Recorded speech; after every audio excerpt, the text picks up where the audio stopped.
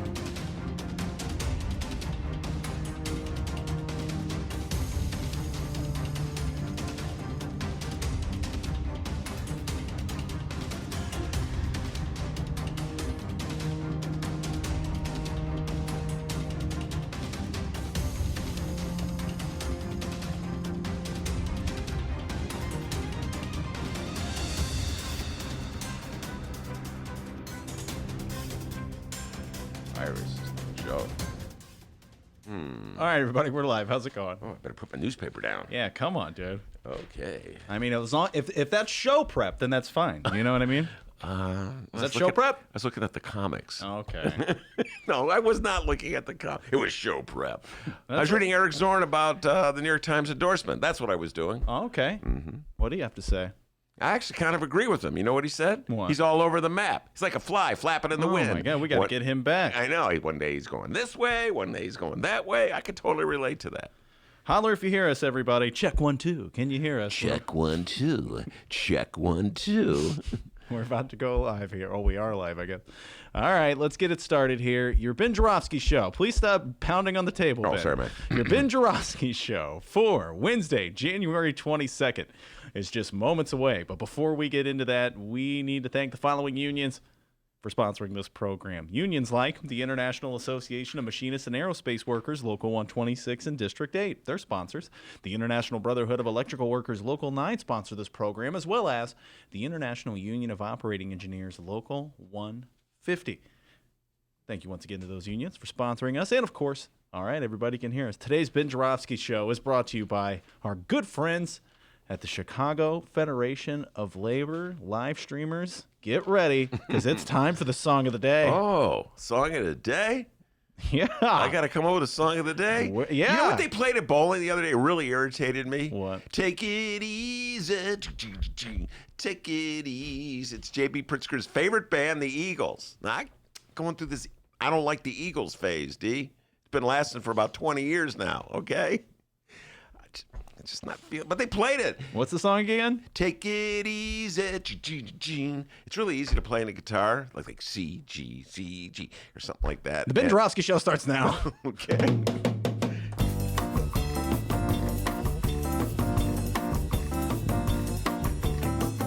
It is Wednesday, January 22nd, and live from the Chicago Sun-Times Chicago Reader Studio on Racine Avenue, this is the Ben Joravsky Show.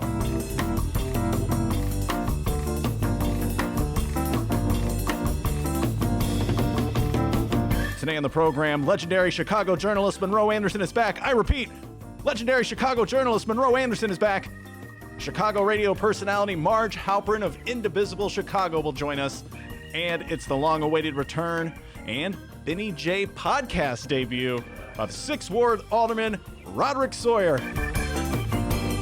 And now your host, Chicago Reader columnist Ben Joravsky. Hello, everybody. Ben Joravsky here. We're calling this No One Likes Him Wednesday. Then here's why. Yeah, you know what I'm talking about.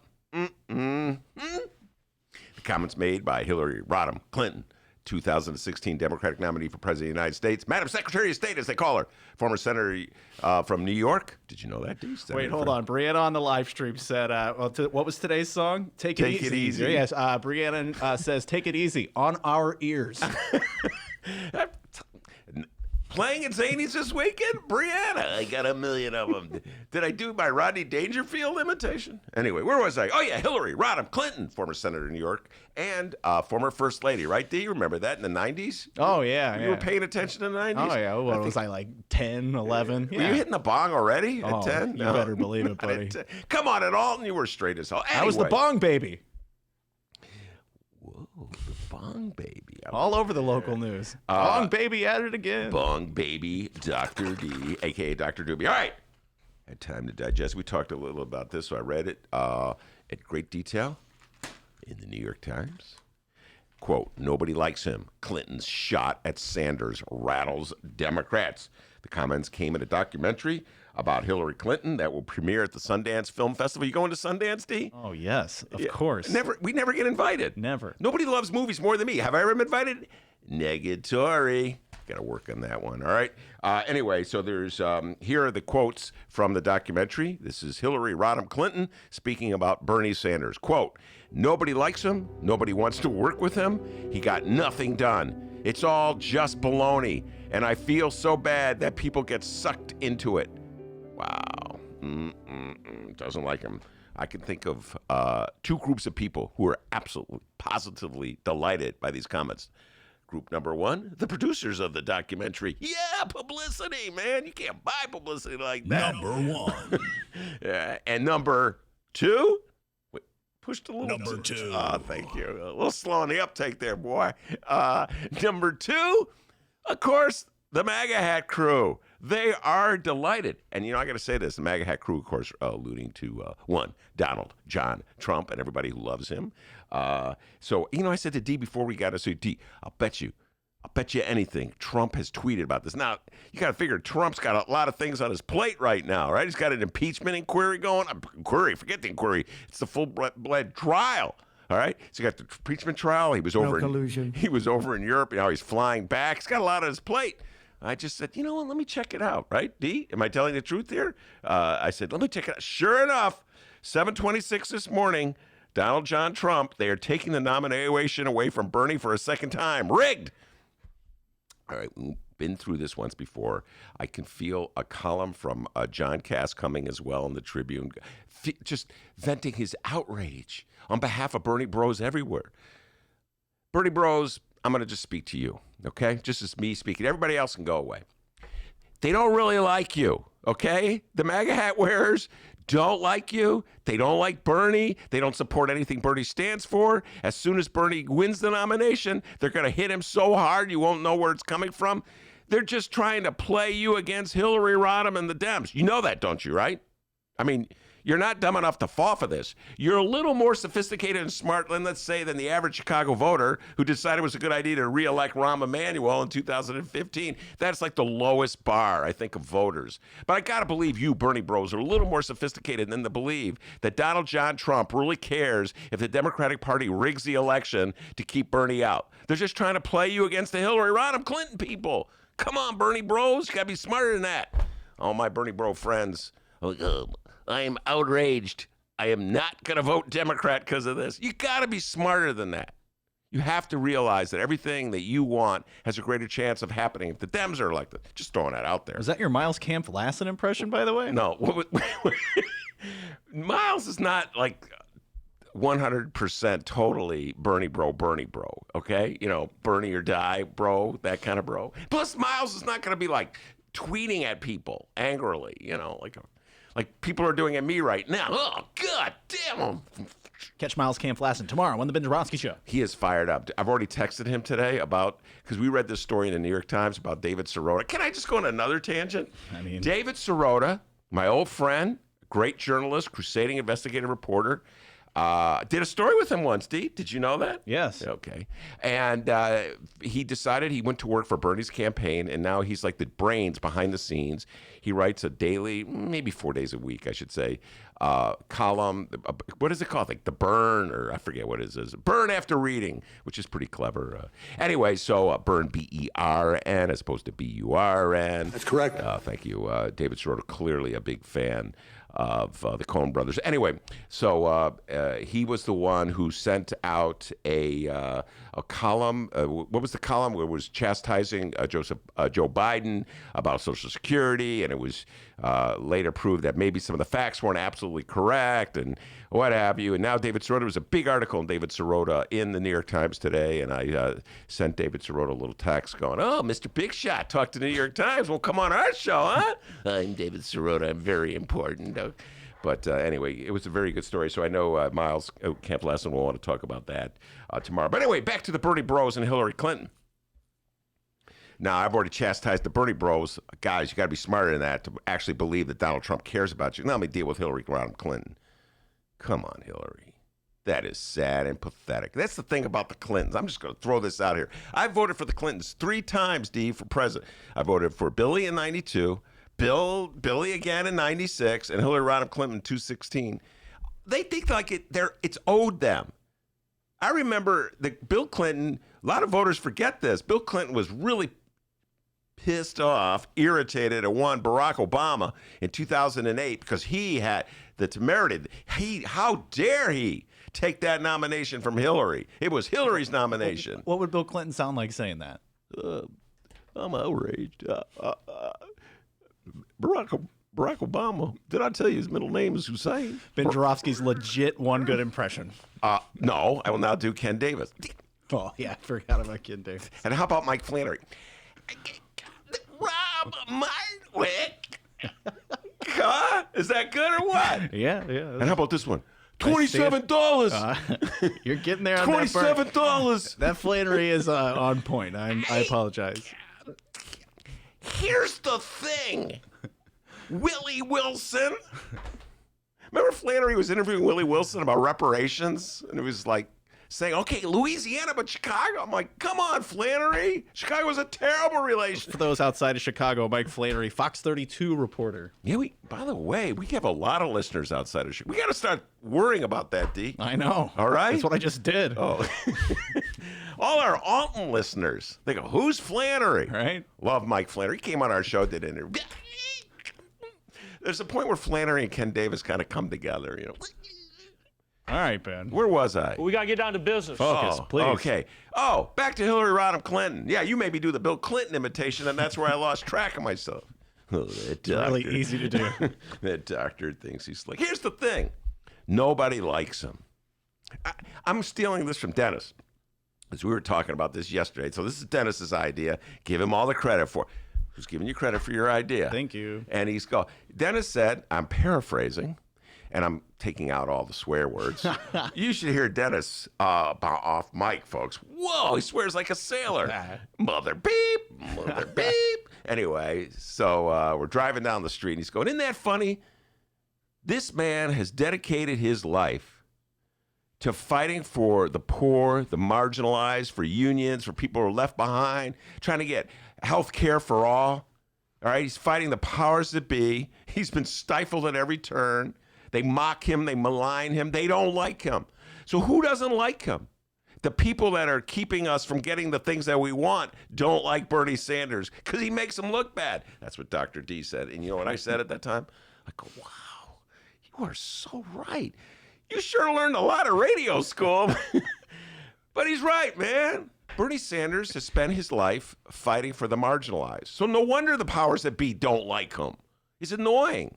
On the other hand, let's compare him to, we were talking about John Cullerton yesterday, retiring from the state Senate. John Cullerton, former president of the state Senate here in Illinois. We was talking about with Rob Markwick. Great interview. And does a hell of a who's on first, I've heard. Funny guy. Funny guy. Everyone likes him. Rob Markwick was on the show yesterday, State Senator Rob Markwick. That will be dropped on Saturday, D? Yeah, we're going to drop that on Saturday. The brains of the show, you can tell. And you can check it out on YouTube right now. It's available. That's right. We did a YouTube. He was on fire. Markwick was really good. For the love yesterday. of God, please focus. Oh, sorry. So we're talking to Markwick about Cullerton. Everybody likes Cullerton. Everybody loves. Oh, he's a great guy, Ben. You know, he's funny. He tells jokes. He can do impersonations. You should hear his Dr. D impersonation. He does a great Dennis impersonation. He doesn't really do a Dennis impersonation. But anyway, the point is everybody likes him. Well, the state Senate never really did anything, you know, sticking out its neck for poor people. But those are the guys they like, right, D? You know, Bernie Sanders, nobody likes him, Hillary Clinton says. Yeah, well, of course, because he makes him look bad because he's always pushing the envelope for people that nobody cares about. And I think that's why we like him, because you guys don't like him. Yes, that's the other point you made. Bernie's still number one in my poll. Like, that's the point. Oh, yeah, that's the point. That's why I like him. Yes. Thank you, Dennis. By the way, this is from the New York Times. In the same story where the headline is "Nobody likes him." By the way, Hillary's already reversing from the story. You know, that's classic Clinton. They put the stuff out there trashing Bernie, and then they think they're slick. Oh, no. Did I say that? Oh, funny me. No, of course I'll support him. Yeah, right. Bernie was all over Iowa, North Carolina on behalf of Hillary Clinton in October of 2016. They've totally rewritten history on Bernie Sanders and the 2016 election, blaming Bernie for Hillary Clinton. Even Pete Cunningham was in the studio, PC, who is more of the centrist. You know, every podcast has us have a centrist Democrat. Even he did not blame Bernie Sanders for Hillary Clinton's loss in 2016. Anyway, here's in the article in the New York Times, they wrote this thing. Her remarks ricocheted. That's pretty good. Ricocheted. Her remarks ricocheted across the Democratic Party on Tuesday, threatening to reopen the barely healed wounds of the 2016 primary. I got news for you guys. Reopen wounds? Those wounds never close. We got a great show today, everybody. Munro Anderson, he's fired up as we speak. He's driving in. He's ready to talk Trump, impeachment going on. And he might get a few comments about Bernie from Monroe Anderson. Not a huge Bernie bro, Monroe Anderson, to put it mildly. Marj Halperin will be here from Indivisible Chicago. I'm not quite sure we're not really heavy with Bernie bros today, D, other than you and me. And she'll be here. We'll be talking about Indivisible and the efforts to defeat Trump and elect Democrats. And, you know, I know Marj Halperin had a thing or two to say about impeachment. Alderman Rod Sawyer, an old friend of mine, will be in the studio at 2:30 from the 6th Ward.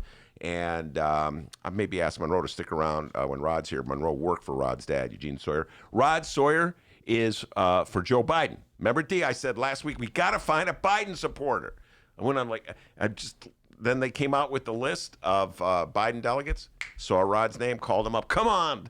Talk about Joe Biden. And I'm sure all our Bernie Bro fans out there are really happy that we're going to have a Biden supporter on. But, you know, let's hear what, he could be the nominee. Want to hear what they have to say? So plenty of political talk ahead. But before we do any of that, oh, yeah, the man from Alton, the man they call the doctor with the news. How's it going, everybody? Like we always do about this time, let's find out what's happening in Chicago and or Illinois this afternoon. Today, our Illinois governor is back in Chicago. Yesterday, we reported that he was downstate in Carbondale. Went to Carbondale, yeah, which is as far downstate as you can pretty much go, isn't it? That's like damn near Kentucky. I was actually in Carbondale once. Really? That's one. Usually ask me, have you ever been to this? And I always have to go, no, you know. Well, tell us your experience of Carbondale. Man, it was the 70s. Lots of reefer. Okay, that's just throwing that out there. All right, Back in the illegal days. Yeah, it was illegal, and that's why I made fun of Rauner. My visit to Carbondale. Remember when Rauner went downstate and said, "Oh, I'll fight like heck to keep marijuana illegal." I'm like, wow, I was in Carbondale back in the 1970s. Seemed like it was pretty popular. Maybe things have changed. Anyway. Yay for our teachers! Yay for our teachers! The old days. Bruce Rauner. Today, Pritzker is touring El Valor Guadalupe Reyes Children and Family Center. He's then off to the National Museum of Mexican Art to discuss investments in early childhood in a fireside chat with early childhood and education experts. And the hustle is strong with this one, Ben Joravsky. He's then headed to Thornton Fractional North School to do what he does best. Come on, Ben. Sign legislation. For 10 trivia points, what Chicago Bear quarterback graduated from Thornton? McMahon. McMahon? Mike Thompson. Where's McMahon? He went play college ball in Utah. But I don't know where. I think McMahon grew up in Colorado, but I'm not. No, L.A. I think he grew up in California. Anyway, Mike Tomczak. All right. So, yeah, today he will sign legislation allowing students to take 2 hours off school to vote. What do you think about that? What do I think about? There's a legislation for that? Yeah. I'm for it 100%. First of all, I'm just looking for the kids. Any time off of school, I always enjoyed. I loved the field trips. We used to take field trips every now and then, go down to the Museum of Science and Industry. Then we'd wander around Hyde Park. Whoa, Hyde Park. It blew my mind. You got to be 18 to vote, right? Yes. So it's not a lot of many. No, a lot of kids are like, by then, you're half day, you got work, you do work stuff, so it's not that big a deal. But, remember in Chicago, whenever the teachers want students to come out to a board meeting to argue on their behalf, like for more nurses, the powers that be in this city would go, how outrageous that they would miss 1 minute of school. Every minute is precious.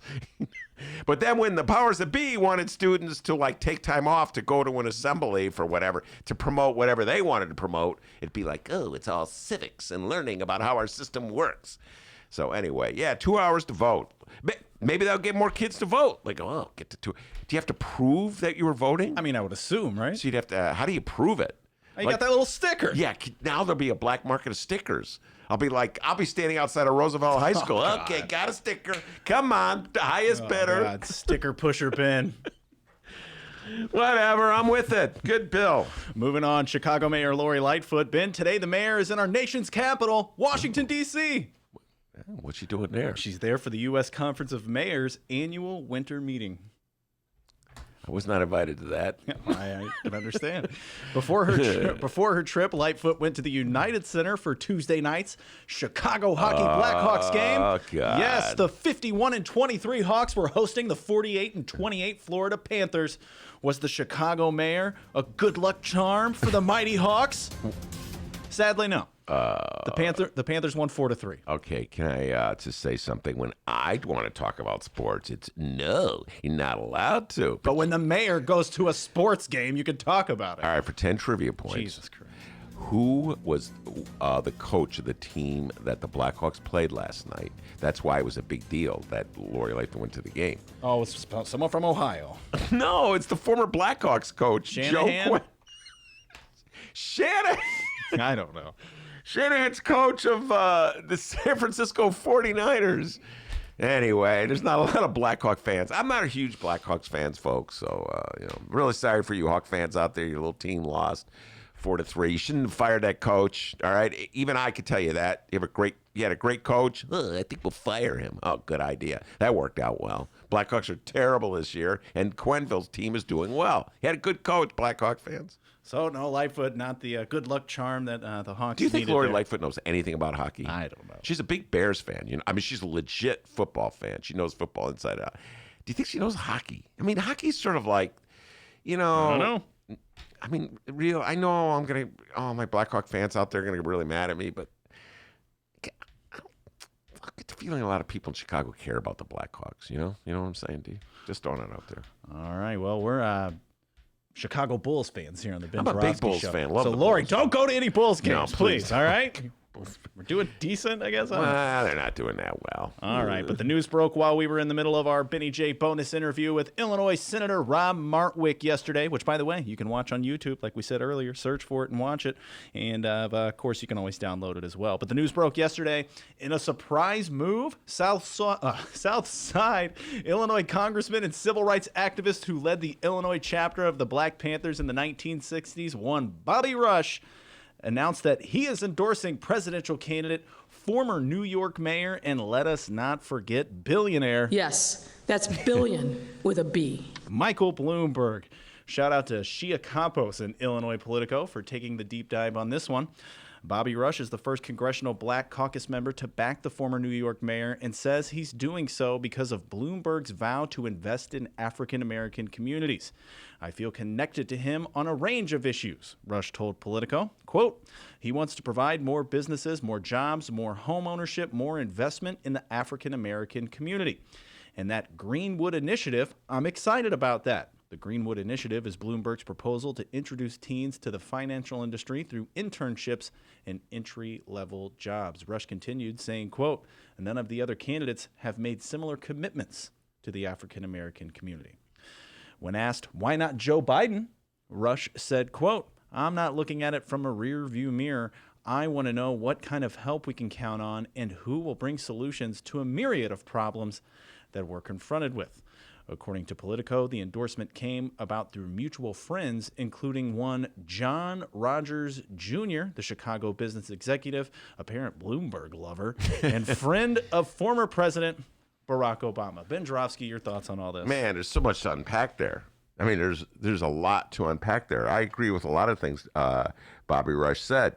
I talk a lot about my gambling days, and I'd like to. I believe. I'm not saying that gambling is the exact same thing as playing the stock market and understanding how financial markets work, although there's an element of overlap. But I do believe that there's an abundant ignorance on the part of a lot of people toward how markets work. So I think it would be a great idea to teach people about how the stock markets work. I'm not saying throw all your money into them, although if you had post 2009, you'd be doing very well at this stage. So I share Bobby Rush's interest in promoting people's awareness of how markets work and how investments work and how our economy works, et cetera, and so forth. So that's a great idea. I think that Bloomberg will serve a very useful purpose in this coming election. That purpose is money, money, money, money, money. He's pledged to spend $1 billion to defeat Donald John Trump, and he will put that money in. Unlike Hillary Clinton, who is like sending out two conflicting signals. One day she hates Bernie, the next day, I'll support him. Bloomberg made it clear that even though he disagrees with a lot of Bernie's proposals and Elizabeth Warren's proposals, he will spend that money on their behalf to defeat Trump because he thinks it's in the best interest of this country. So I don't have the hate toward Bloomberg that a lot of people have. Obviously, Bobby Rush has forgiven Bloomberg for his years of stop and frisk. This is an interesting little development, folks. I don't know if you know this. When Michael Bloomberg was mayor of the city of New York, he instituted a program, or he championed a program of massive stop and frisk, which meant police basically stopping and frisking black people. And the idea was that if you just escort hundreds and hundreds of people off the street and put them in jail, crime would fall. Well, crime fell. And so Bloomberg said, see, it worked.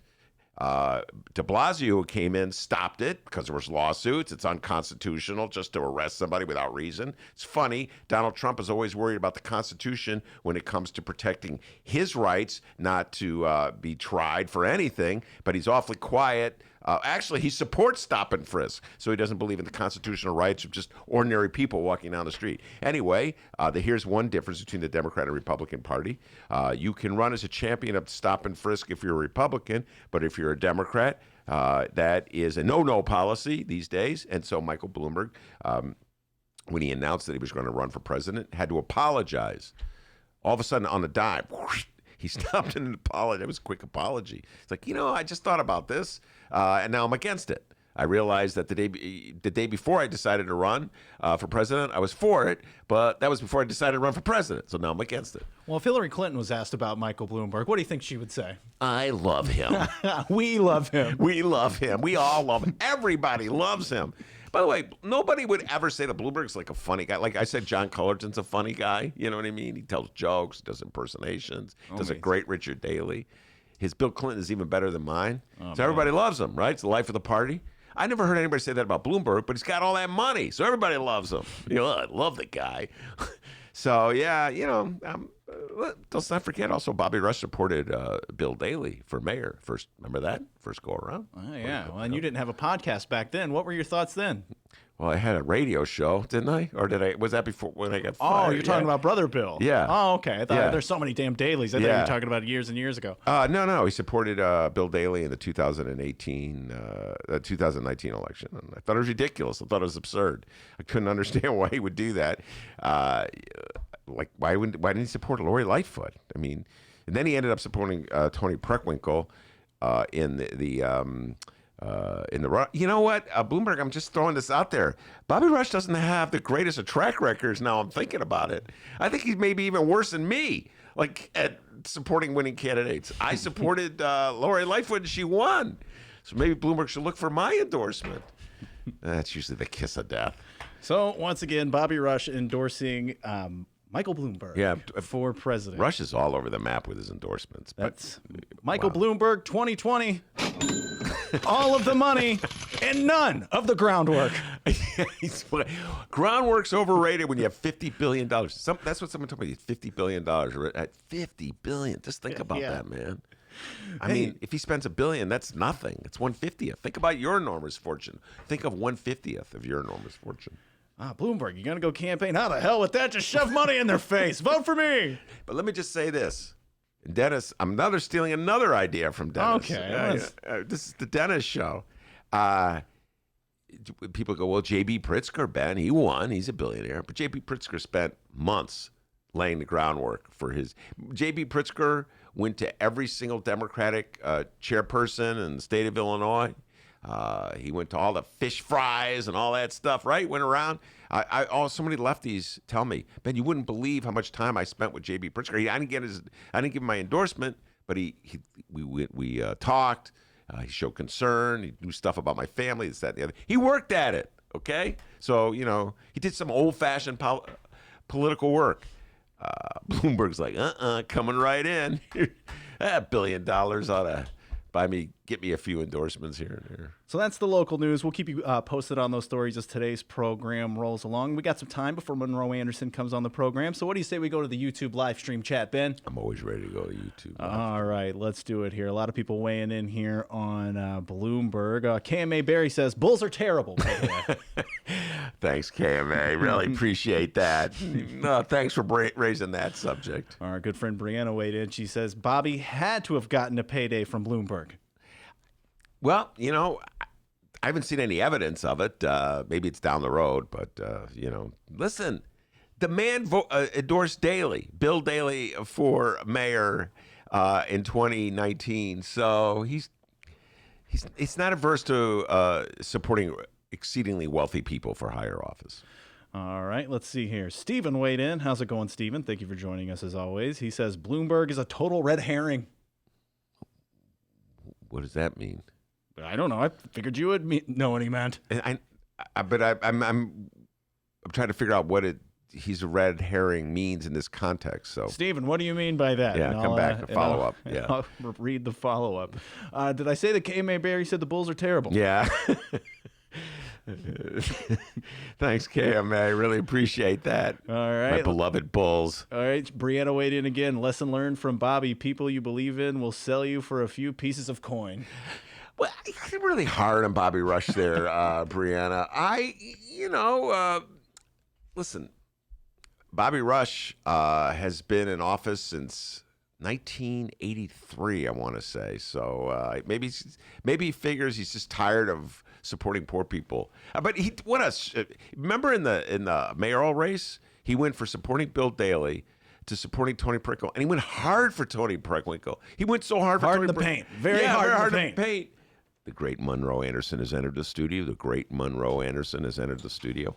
And he went so hard for Tony Preckwinkle that he caused her problems. I forget, some of his rhetoric at a campaign rally was really over the top, irritated Lori Lightfoot. I think Lori Lightfoot still holds it against Tony Preckwinkle.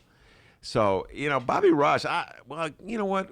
When we come back, we'll ask Monroe what his thoughts are. How valuable is Bobby Rush's endorsement for Michael Bloomberg? And we'll end it out here with Jeff's comment. Jeff recently joined the live stream chat. We really appreciate you, Jeff. Thank you so much. Tell your friends.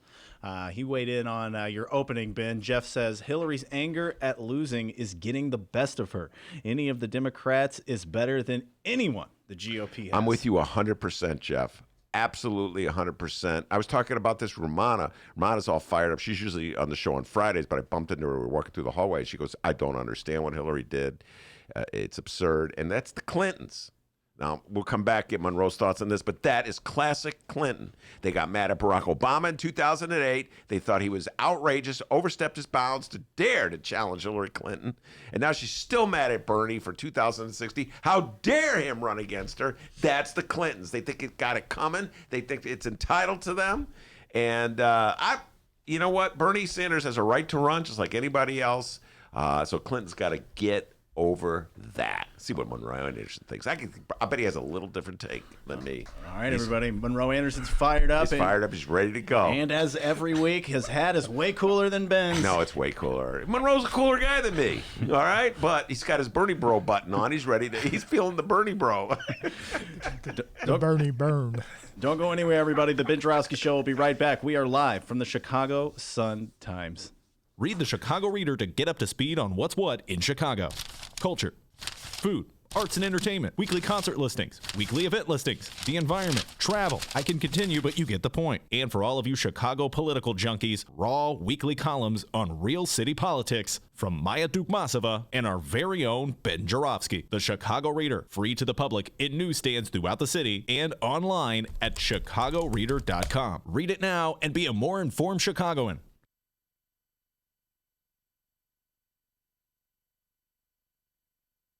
You're no longer mayor of Chicago. You're not holding public office right now, so you don't have to watch what you say. Not that you ever did that I much. was going to say, yeah, that was not really.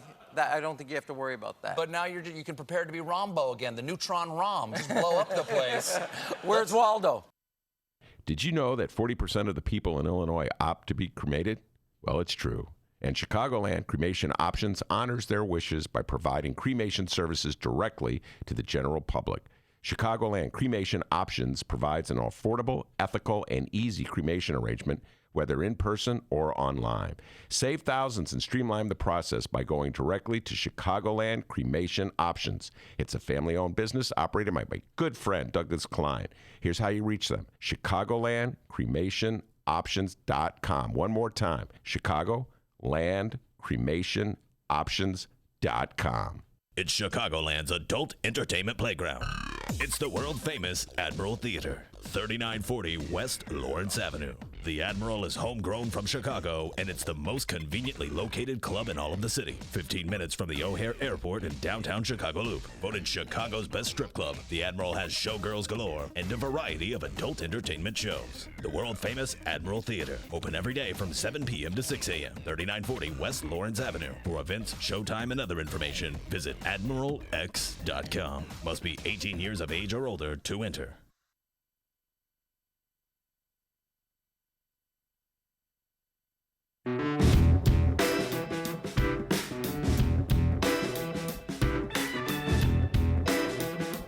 Commercial break over. Welcome back to the Ben Joravsky Show, live from the Chicago Sun-Times. He's a legend. He's Munro Anderson. He's got a cooler hat than I have. I'm a little jealous of it. He's a cooler life than you have. All right, calm down. It's not that much cooler. And we're going to do in the Trump dive. He wrote a very funny bit on Facebook, which I can't wait to read. Rod Sawyer will be here a little later. I'm going to twist Monroe's arm to sticking around. Rod Sawyer is, of course, the alderman of the 6th Ward. Here, our listeners, we discovered last night, we did a deep dive. We have a lot of listeners outside of Chicago, so now I feel compelled to explain to people. Rod Sawyer is an alderman from the city of Chicago, the 6th Ward on the south side. His father, Eugene Sawyer, was mayor of the city of Chicago back in the late 80s, early 90s. Munro Anderson was Eugene Sawyer's press secretary. So I'm going to ask Monroe to stick around when Rod Sawyer comes here. We have a lot of listeners outside of Chicago, and bizarrely, a lot of listeners at like 1 and 2 in the morning. No, I know. Like 3 in the morning. We got to do some shout outs, some late night shout outs. We got some late night. What are you guys up to, huh? Those reefer listeners. A lot of listeners in the early morning. And God bless them, man. Before we get going with Monroe Anderson, Stephen waited on the live stream chat, explained to us what a red herring is. We had no clue. He says it's like he says here, a red herring is a cinematic device meant to divert the viewer's attention. Like he's a distraction from what is important to be looking at, Bloomberg. Whoa. I have to think about that. Or would Bloomberg say everybody else is a red herring and a distraction because I'm Michael Bloomberg? I can't do his middle initial because I don't know it. But thanks. Jeffrey. No, I don't know. But. Yeah, no. Okay. That's Jordan's middle name. All right. Munro Anderson, before he came on, he wrote this bit on Facebook to highlight what he has to say in the show. Pretty funny stuff. First of all, it shows a picture of Mitch McConnell with a clown face and says we won't allow any witnesses, any documents, any evidence of any kind, new or existing. Now let's have a fair trial. What a joke. And here's what Monroe wrote. How do you have a real trial without witnesses and documents? Will the Senate Republicans get away with a sham trial? Will the Republican senators suffer the wrath of the American voter this November? If the Republicans insist on holding an Emmett Till trial this month, will Donald Trump be America's OJ for the rest of his life? Oh, my God. All right, a lot to unpack there. Monroe, first of all, a lot of our listeners, they need to know, I think all of our listeners know the O.J. Simpson reference, don't you think? If the glove, if it doesn't fit, you must acquit. Acquit. Yes. Yeah, right. Johnny Cochran. Yeah. And the Emmett Till, we'll get into Emmett Till in a little while. All right, here's the deal. I've been saying this for a long time in the show, many times with you, Monroe. You and I are old enough. We lived through the OJ trial. Yes. And white America was outraged, absolutely outraged that OJ walked. Right. And Black America was dancing in the streets. Was dancing in the streets. Yeah. I, at the time, thought Black America was foolish to be dancing in the streets over that thing. I don't know what they got out of OJ getting off. Right. And I was always told, well, Ben, you don't understand because you're not black. And finally, it was someone black wins, so we're happy. Right. I'm like, OJ, since when does that mean anything for you? Right. And then I was like, shut up, Ben. You don't get to comment on this anyway. So that was kind of like my dialogue with Black America. Since then, I'm happy to say a lot of black guys from the 90s are like, Ben, you were right. OJ was so freaking guilty. Yeah, right. And it didn't mean anything for me, and I didn't get any money out of it. So Right. No, I was interviewed by Indigo. I was working at Channel 2 at the time. And I was in a meeting in the conference room, and I got a call from a reporter from Indigo who wanted to know what I thought about it. And I said, he got away with murder.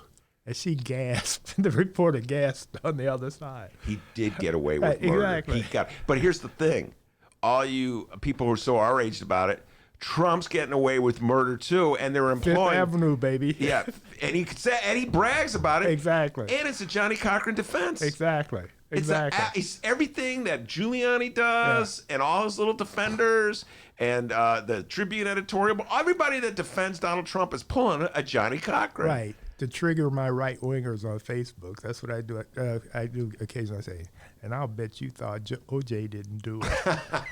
What do they say when you do that? They don't answer. What can they answer? But you know what? I'll say this for the OJ trial. At least the prosecution got to put on witnesses. And they got to introduce evidence. Evidence, I know. I mean, OJ had a higher burden. If the Republicans get their wish, if Mitch is able to pull it off, this will be the first impeachment trial in American history that did not have witnesses or documents. The first. All right. Explain how they think they can get away. Well, explain what happened yesterday on the front. There were several votes. I'm sure you were watching. 10 votes. Wow, damn. The House managers of the Democrats, basically, presented 10 amendments to what Mitch had cooked up, where you can't have any evidence right now because he has control of the Senate. You can't have any evidence or witnesses until the trial is basically almost over. Then you can bring them in. And it's absolutely ridiculous. So they were the Democrats served up these amendments where and they did 10 of them. One for you should have evidence from this place, the Department of Justice, the Department of Defense. We should have it.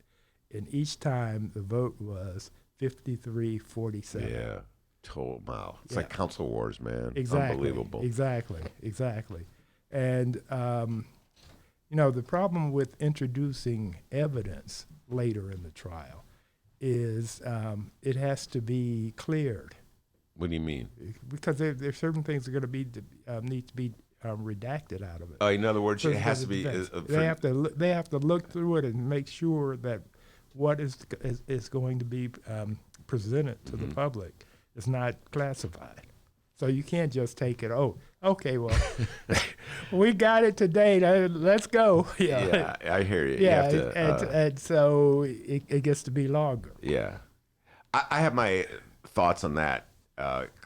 I'm generally in favor of complete and utter transparency. I have a hard time believing the claims that there's some overriding national interest. Well, occasionally there is. Occasionally, Yeah, right. occasionally, more often than not. I'll put it to you this way. One of the arguments I heard when I was driving around yesterday, I was listening to the debate, and one of the arguments I heard the Republicans put forth was an argument that had an echo or reverberation from FOIA issues here in the city of Chicago, the state of Illinois. You're right, and they're the same in D.C. The Freedom of Information Act, as people know, is the law that requires public entities to turn over public documents that are that the public should know about. Right. And in the past, when citizens have asked the Chicago Public Schools. I remember when Arnie Duncan was running the Chicago Public Schools for certain documents, Arnie Duncan refused to turn them over on the grounds that it was confidential advice that he was getting from some of his chief aides, and they should be allowed to have the liberty to speak freely to their boss without having their recommendations put to the public, and that otherwise, if they thought the public could hear, they would be reluctant to tell what they think the boss should hear. Okay, that was the argument he made. Yeah, right. That's exactly. what they said yesterday. It's That's like what they say all the time. I've been on both sides of that. When I was press secretary, we got FOIA requests, and being a journalist at heart, my position was let them have it. Sharon Gilliam's position, who was chief of staff at the time. Oh my God! What a name from the past. Right. Drag this out as long as possible. If you give it to her 4 years from now, good. Wait, time out. Now you're revealing something that goes down behind the scenes that people don't know about, so it's all good. This is ancient history, folks. The characters that Monroe is now revealing the inner secrets about have long since moved away from the scene. Right. So that was the open strategy. The other aides would say that openly. Monroe, drag it out. They would actually say that. Yeah. I mean, maybe not in a direct quote like that, but yeah, basically, yeah. So that's what's going on with the White House. Exactly. No, that's what's going on, and in most instances, it's more embarrassing than it is delicate or sensitive or anything like that. It's the sort of thing that you would want people to know. Well, let me ask you a question. Help me out here. Since Hillary Clinton's been on my mind today, and we'll probably be talking later about Hillary and Bernie when Marj gets in here. Yeah. But when I recall, Hillary's Secretary of State, the Republicans were investigating Benghazi, and nothing was off limits when the Republicans wanted to know the truth about Benghazi. She had to testify. How many hours was it? 12 or 12 13? hours, something like that. Yeah, something ridiculous. I don't recall the Democrats arguing, "Oh no, we can't. She can't testify. That would reveal important classified information and advice that one aide gives another." Right. So how could the Republicans be so vigilant in the need for... This is your problem, Ben. Yeah, I got a lot of problems. You don't realize what a great military genius Donald Trump is. So we don't want to let them discover how much he knows and how brilliant he is. I see. So if we do that, for example, in the new book that's out, what kind of genius? A stable genius. Yeah, stable genius by a couple of Washington Post exactly. reporters. Anyway, one of the episodes they report in it is Trump is on the way to christen some ship in Hawaii in celebration of Pearl Harbor Day. Oh, yeah. Tell a story. Yeah, right. Pearl Harbor Day, ladies and gentlemen. And he wanted to know, well, what is this all about? He didn't even know what Pearl Harbor was or what happened and the significance of it. I mean, it's amazing. That's astounding. I know. No, seriously, Donald Trump is how old? 73. 73 years old, Yeah. So that means your math's better than mine. He's born in 1947? 46. Look at him, Marj. Since She's really smart at math. Yeah, no. Since he's a year older than me, the math is easy. Oh, so he was born in 46, so he'll be 74 this year. Yeah. All right. So Donald John Trump is everybody knows if you were born in between 1945 and 1960, you grew up knowing about Pearl Harbor. December 7th, 1941. Right. It's inconceivable. Oh, they just named a ship after Dory Miller yesterday, I think it was. So how could he not know what Pearl Harbor is? What Trump doesn't know could fill volumes. Well, one thing he does know is what he was up to when he was on the phone with the Ukraine president, and that's what they want to keep you from knowing. But Marj Halperin, have a seat. We're talking impeachment. Marj Halperin has entered the room. We might as well bring her in the conversation. The legendary. We have two political legends here in the studio. Marj Halperin. Marj and I go way back. She was covering the newsroom when Sawyer was mayor and I was press secretary. I'll go one step further. Yes. You may not realize this, but you guys were not that I'm causing trouble. Yeah. Not I'm like Hillary Clinton causing trouble or something. Right. That's right. She retracted. We talked about her. We'll get into the politics when we take the break. I don't even. Hillary Clinton should be ashamed of herself. But anyway, you guys were on opposite sides. Just want to throw that out there. I know you're all friends now, and Right. you were opposite sides in 1989. Yeah, Oh, yeah. we were. Yeah. Marj Halperin, as I recall, first time I met her was she was press aide to then mayoral candidate Richard M. Daley. Yeah. And Munro Anderson was press secretary for Eugene Sawyer. But you met me before then. Oh yeah, Yeah, I've known we Monroe worked for a City long Hall time. together I've known you before that. forever, and I met first. I met you for what it's worth. You came and talked to the reporter. Anyway, neither here nor there. All right, going back to Trump and the hearings. So, what's your thought, Monroe? Are they going to get away with not having any witnesses? I don't think so. I wouldn't bet the family jewels on it, but I don't think so. But what's really interesting about yesterday, I strayed away what they did yesterday.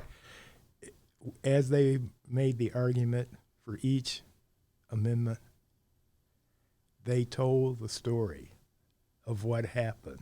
They gave you a narrative of, and they had questions as to why it should be. So for people, most Americans, unlike us, are hanging on every word that's happening with this Trump impeachment. And even some Republican senators didn't know. Their mouths dropped when some of the stuff was being done because they just weren't paying that close attention to it. Yeah, all that evidence they didn't want, all the documentation they didn't want. We got it yesterday. Right, exactly. They got it in narrative form. So, if we view this as a series of votes, that we've already had 10, Monroe told me, I'd lost track of how many votes that Mitch McConnell was confronted with yesterday regarding the issue of witnesses and documents. How many more of them do you think will happen? In other words, before we get to a straight up, is he innocent or... Well, what comes first is either Wednesday or Thursday of next week. We're going to have the real vote for witnesses, where they're going to and documentation, whether it's going to be an up or a down. So that's the one that counts. Because basically, the way this thing is going to happen, I think, is that if we get the witnesses in the trial, then Trump is going to be Humpty Dumpty. If we don't get it, then he's going to be bragging at the State of the Union speech about how he was acquitted by the trial and that he told you it was a hoax and this proves it was a hoax, et cetera, et cetera. I cannot believe that well, first of all, I've never believed, Marj, that the Republicans, senators would vote to convict him and remove him. I've never, we've discussed it. Yeah, no, they may I not. wanted to think so. But I don't believe they're going to allow the witnesses because if they allow witnesses, then there's no way they can justify voting to acquit. They can't justify witnesses in any way because what Monroe just said is true. If the witnesses come through, they're going to tell the story that we all know. And they're avoiding the story. Instead, they're talking about process. They're talking about, they have the nerve to say that the Democrats rushed this through the House and then they announce, 48 hours of proceedings and then we bang the gavel. Like, that's the rush. So the inconsistencies aren't bothering them so far. But if they have somebody like Bolton testify, Mulvaney, even worse, but his case crumbles, and they can't let that happen. You make a deal with the devil, there's no going back. Except, okay, this is what I'm imagine and hope for is that between now and next week, enough evidence will come out, and maybe something else on Trump, because we get evidence all the time. And the 6 Republican senators who are vulnerable in November will vote for the witnesses, because we only need 4 to do that. So we'll get the 4 that'll vote for the witnesses, and we will get the witnesses. Wow. Okay. Now, that doesn't guarantee by any stretch of the imagination that 20 Republicans will go for Trump, except... I mean, 20 Republicans will vote against Trump. Against Yeah, right. Sorry, just to put him out. Yeah. Yeah. But it could become so obvious and so bad that he gets a visit from Romney and some other senior Republicans who say it's time for you to do the Nixon walk. Yeah, no way. That's not going to happen. That's my prediction. They won't do it, or he won't walk. Either one. They're chicken. Mitt Romney is afraid to confront Donald. Except this is the thing is Mitt Romney, the only thing that really matters to Mitt Romney is that he remain the majority leader. That's he's arrived. He's doing what he's always wanted to do: load the courts up with right wing. McConnell. McConnell. Yeah. I'm sorry, McConnell. Yeah. But if we're relying on the spineless to stand up, Susan Collins I don't want to be too rude, but close the mouth, please. I'm done listening to her. But they're going to lose. Stop teasing. Yeah. It's like I know. the antiquated Remember Lucy and the football thing. Just like no, this time I'm really gonna. I want witnesses. No, you don't. You're not doing it. Except that's her way of being a middle of the roader. I could toy with an idea, but never do it, and that's gonna make it look like I'm fair. Yeah, but what they're No doing way. now is bringing up Margaret Chase Smith and comparing her to her. Margaret Chase Smith, former senator from Maine. Yeah. What's the relevancy of that? I mean, why are they bringing that up? Because people liked her. Yeah, no, and she stood up against McCarthy. I see. No. So they're Yeah. No. Wow, that's No. Right, exactly. So no, that's what they're using. They said, well, and part of it is a shame game that's going on. Is that 20 years from now, your grandchildren ask you, or 10 years, depending on how you are, what did you do when the Trump trial was going on? how effective do you... History will record your decision and your quotes. Right. Lindsey Graham. Right. And so, but anyway, so you have 6 senators who are up for election in states where Trump doesn't reign. Mm-hmm. And the problem they're going to have is if they don't vote to hear witnesses, and then a month from now, or 2 weeks from now, another shoe drops on some other terrible stuff that Trump did, it's going to put nails completely in their coffin for November. That's the real problem, right? They don't know what else there is to know. Right. Trump knows. I mean, the inside guys know, but Cory Gardner, he has no idea what's out there and what's going to show up. And every time you get a new thing, he must shudder. But he's a ducker, not a leader. Cory Gardner, for example, Colorado. Colorado. Yeah, except when there's no place to duck, there's no place to hide, then they may not be there yet, but they will be soon. Yeah. You're right. Marj Halperin in the studio from Indivisible Chicago. We're gonna after we take a break, we'll come back. She'll go through all that. This is her wheelhouse. All the seats that Dems can pick up, the strategies and the tactics to use. So we do congressional races in the Midwest, but Monroe's raised the stakes for Marj. Maybe talk about some of these Senate seats as well. She knows.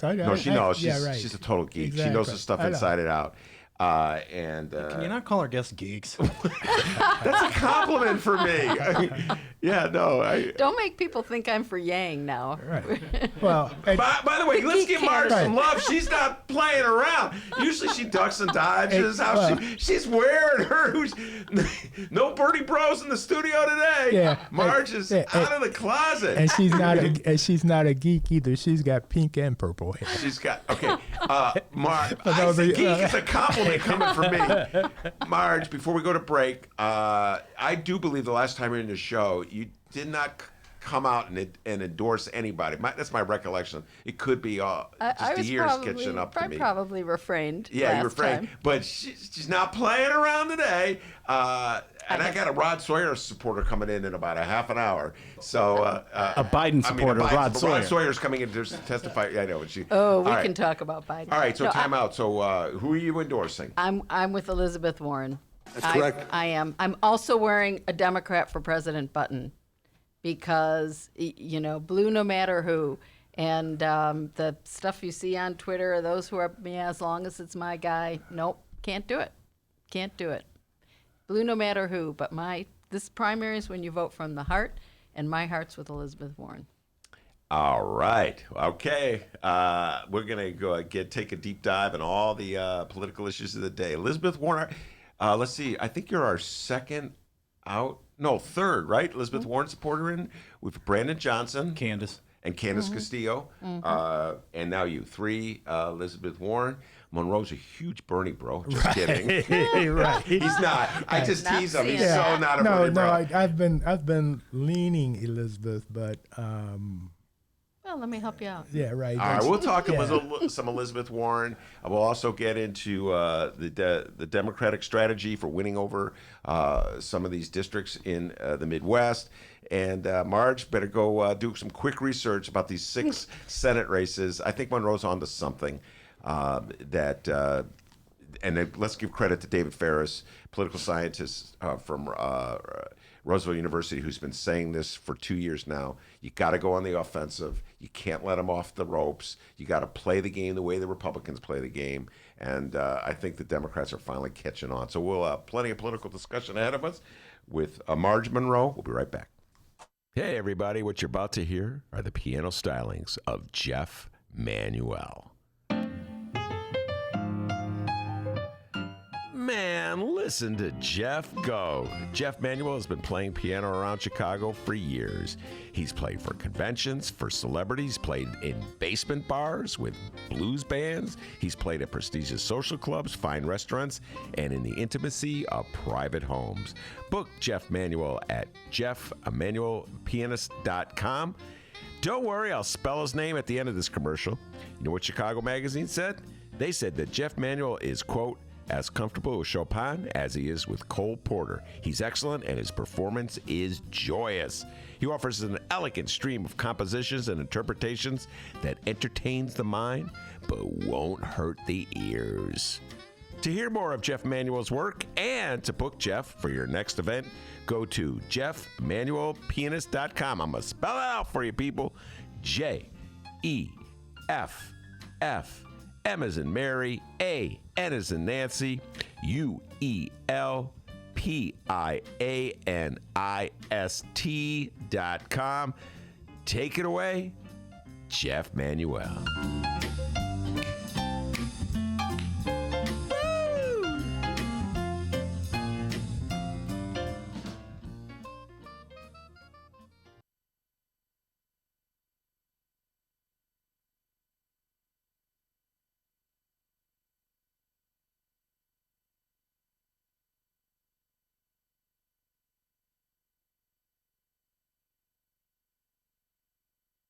I didn't hear you actually answer the question. So yes or no, does the president truly believe that Democrats hate Jews?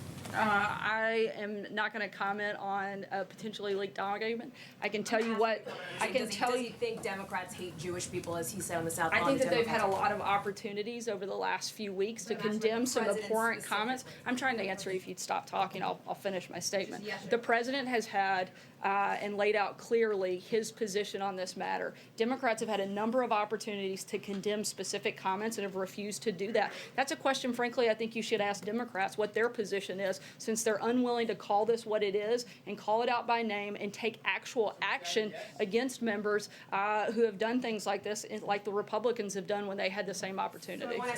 I'm not running, but I'm going to keep working and speaking and standing up for what I believe. I've seen a whole lot of catfish, some turtles. No gators yet, though.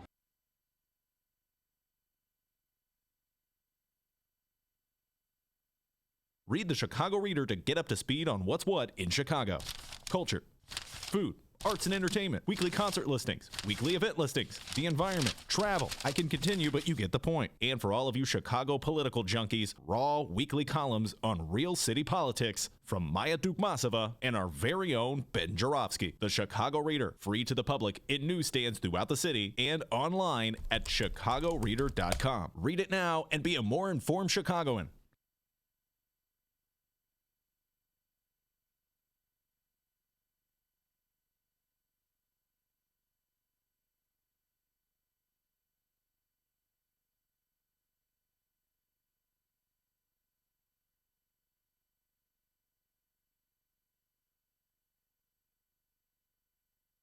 Tony Preckwinkle, in a series of these forums and debates, I've counted some of your questioners have had to ask 4 or 5 times.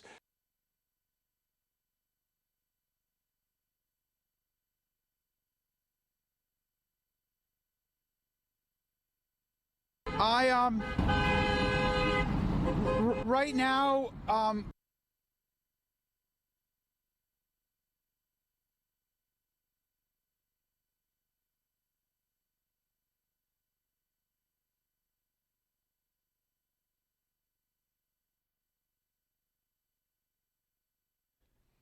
All right, everybody, we're ready. That's correct.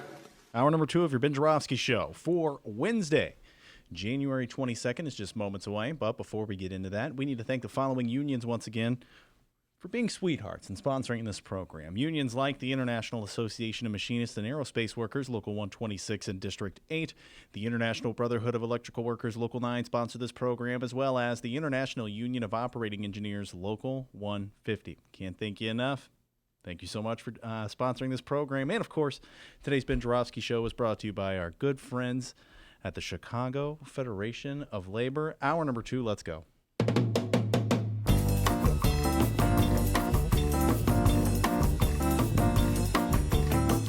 It is Wednesday, January 22nd, and live from the Chicago Sun-Times Chicago Reader Studio on Racine Avenue, this is the Ben Joravsky Show.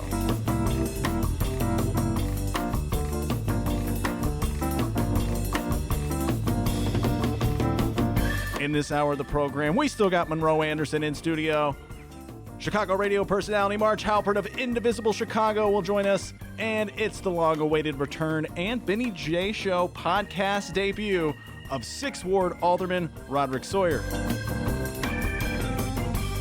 And now your host, Chicago Reader columnist, Ben Joravsky. It's the Marj and Monroe Show here today they once were at each other's throats in 1989, and now they're allies. 89, that's a long time ago, guys. We've been around, the three of us. I'd like to say we were once colleagues in the City Hall press room. Exactly. That is true. And there's a picture. Have you ever seen that picture? Yeah. She's seen the picture. Okay. She's there, right? Exactly. There's a picture from like 1980. Let's not talk about it. 384. 80, no, it has to be before 83. I think it was 80. Whatever. It's anyway, an old picture of right you two in the guys. middle, Harold Washington. Anyway, good stuff. All right, D, you got an update before we go through some of these elections? Monroe, what were you going to say? Oh, I was just going to say that we had children at Whitney Young together also, same time. We did. I did not know that. I once wrote a story about Marj Halperin's, was it your oldest daughter? Yeah. That was a long time ago, man. Time marches on. All right, enough. I raised a rebel. You sure did. God bless her, two of them, man. All right, do you got an update? Absolutely. It's official. Illinois State Rep Sarah Feigenholtz is now Illinois Senator. Sarah Feigenholtz. She was named to the 6th District State Senate seat, being vacated by the now retired John Cullerton. Committee members voted unanimously for Feigenholtz at Sheffield's Beer Garden before moving to Ann Sather. Yes, our Chicago reader colleague Maya Duke-Masova called it correctly. They were at Ann Sather, the restaurant owned by Alderman Tom Tunney. Ben, of what ward? Come on, 44. What a dork, guys. Still no word as to who will now replace Feigenholtz as state rep, but we will let you know when Frank or I find out. Yeah, all right. We talked about this with Rob Markwick yesterday. That deal was done. Everybody knew that Sarah Feigenholtz was going to be replacing Johnny Cullerton. And, of course, the way we do it in the state of Illinois, the city of Chicago, is the ward committeemen whose districts comprise in this case, a state senate district, get together and they convene. And I don't even know if anybody else's name was thrown in the hat. So they decided. So congratulations, Sarah Feigenholtz. You are now state senator. Feigenholtz, yes, indeed. All right, let's get back to the political discussion. Monroe, before we have Marj do that deep dive on the races that Democrats can win, explain your Emmett Till metaphor. Monroe made an Emmett Till allusion to the trial. To the trial, yeah. What were you getting at there? With Emmett Till, he's murdered, as we know. Mm-hmm. And the two guys who murdered him went on trial. They had to have a trial because there was a national uproar. In fact, it resulted in Rosa Parks sitting at the back of the bus a few months later. Anyway, they have the trial. And the defense in the Emmett Till trial for the two guys on there it wasn't Emmett Till's body that was pulled out of the river. The jury goes out, all white jury. Every lawyer in the town where the lynching and murder occurred, every lawyer in the town was part of the defense. One of the sheriffs in the town was part of the defense for these guys. They have the trial. They come to the conclusion, not guilty, so quickly that they said, well, this is too quick. We should have a Coke or something first. So they have a Coca-Cola. And then 68 minutes afterwards, after the trial, the jury had gone out to make the decision. They come back with a not guilty verdict.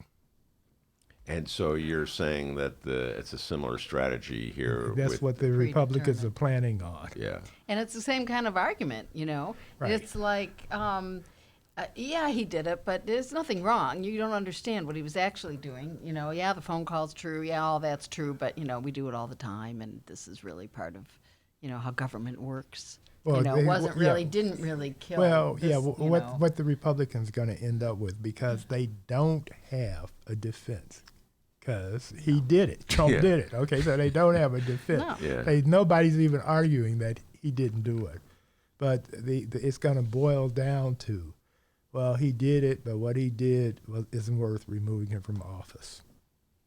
Well, that is, and there's a second part of the defense, and that gets into the OJ analogy, which I think is so apt, and that is they're just always attacking the prosecutors.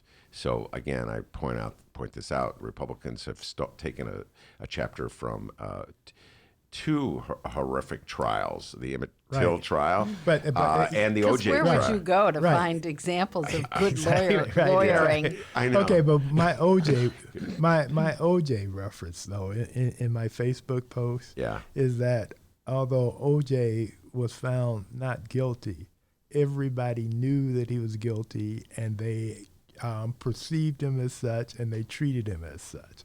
And that's what's going to happen if they continue with this trial as it is.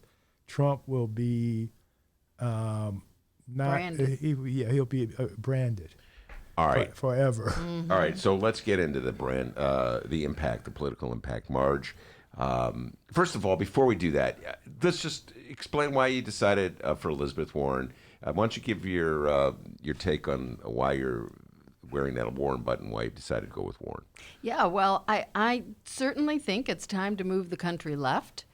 we try to make these compromises and get, a standard bearer that can be a moderate, bring people together, and I'm not for that. I think the center has moved right steadily in my lifetime, and it's time to move back by having a serious course correction to the left.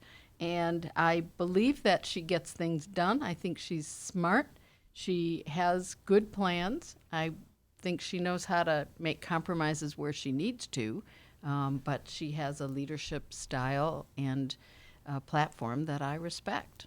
And when you think of the electability issue, and this is something that is raised more with Bernie. Well, it's raised with Elizabeth. Anytime the two lefty candidates get this all the time. The New York Times just dedicated immense amounts of time in their articles about Bernie and Elizabeth Warren on the issue of can a lefty get elected? Right. And what's your thoughts on that? Well, first of all, I think the whole electability thing is a canard, because who is telling us? We have all these headlines that say, got to go moderate to win the country, and they're opinion columns by Republicans who are screwed because they can't vote for their guy anymore. They're stuck. They thought they were, as it turned out, too clever by half in voting for Gary Johnson. Those are part of the constituents who got us what we have today, and they can't do that again. Now they know they got to go Democrat, and they're like, oh, you're going to make me vote left. Yeah, you know what? We are, because this is our party. And if you'd like to be a guest in our house, then you need to be respectful for how we've set up our house, because you are coming over to our house. We're not going to bend over backwards and create a candidate for you, you wayward, partyless moderate. Well, moderate. Right. No, this is the thing. Very well done. Yeah, Marj. this is the thing you have to consider. 4 years ago, Trump was unelectable. That's right. That's the number 2 answer. Yeah. Number 1 is it's our party and we're voting from the heart because that's what we do. And number 2 is don't tell me who's unelectable. I just want to you say apparently don't know how things have changed. We're 3 baby boomers in this studio and a millennial. And my baby boomer friends were not saying this in 2016. They told me over and over again, Ben, you're throwing away your vote when you vote for Bernie. Ben, there's no way Bernie can win this election. Ben, you have to vote for Hillary because she's the candidate. It could be. I had so many baby boomers telling me that in 2016. The attitude has changed, Marj. Although that was not my attitude in 2016. No? No. I don't remember. My attitude was, that's okay. My attitude was I was for Clinton because I felt she could return to her more progressive roots. I think she moderated for her husband. But when it was her turn, I thought she would be more progressive. I thought it was time for a woman. I still think it's time for a woman. And I'm with her. And I'm not a Wait, are you ready to put on a Warren button now? Hey, No, right, exactly. No, I'm telling you about. I liked Hillary for the reasons she just enumerated. No, and I like Warren. I was stronger 2 months ago. I was stronger for Warren than I am now because she seems to be wavering a bit. I mean, it's the whole healthcare issue. All right, just Marj, address tripped that. her up. Well, I believe there's a practicality to implementing a dramatic shift in a healthcare plan. And I also believe the smartest thing that I've heard said on this whole business from either of these 2 candidates, I wish it came from Warren, I wish she'd repeat it more. It's the basic question, who likes their private insurance? And I ask that question everywhere I go. I've had my share of medical issues, and always a fight with the insurance company. I'm in one right now with United Healthcare over the cost of my prescriptions. All last year I had a prescription that was free, show up in January 5th and it's $170.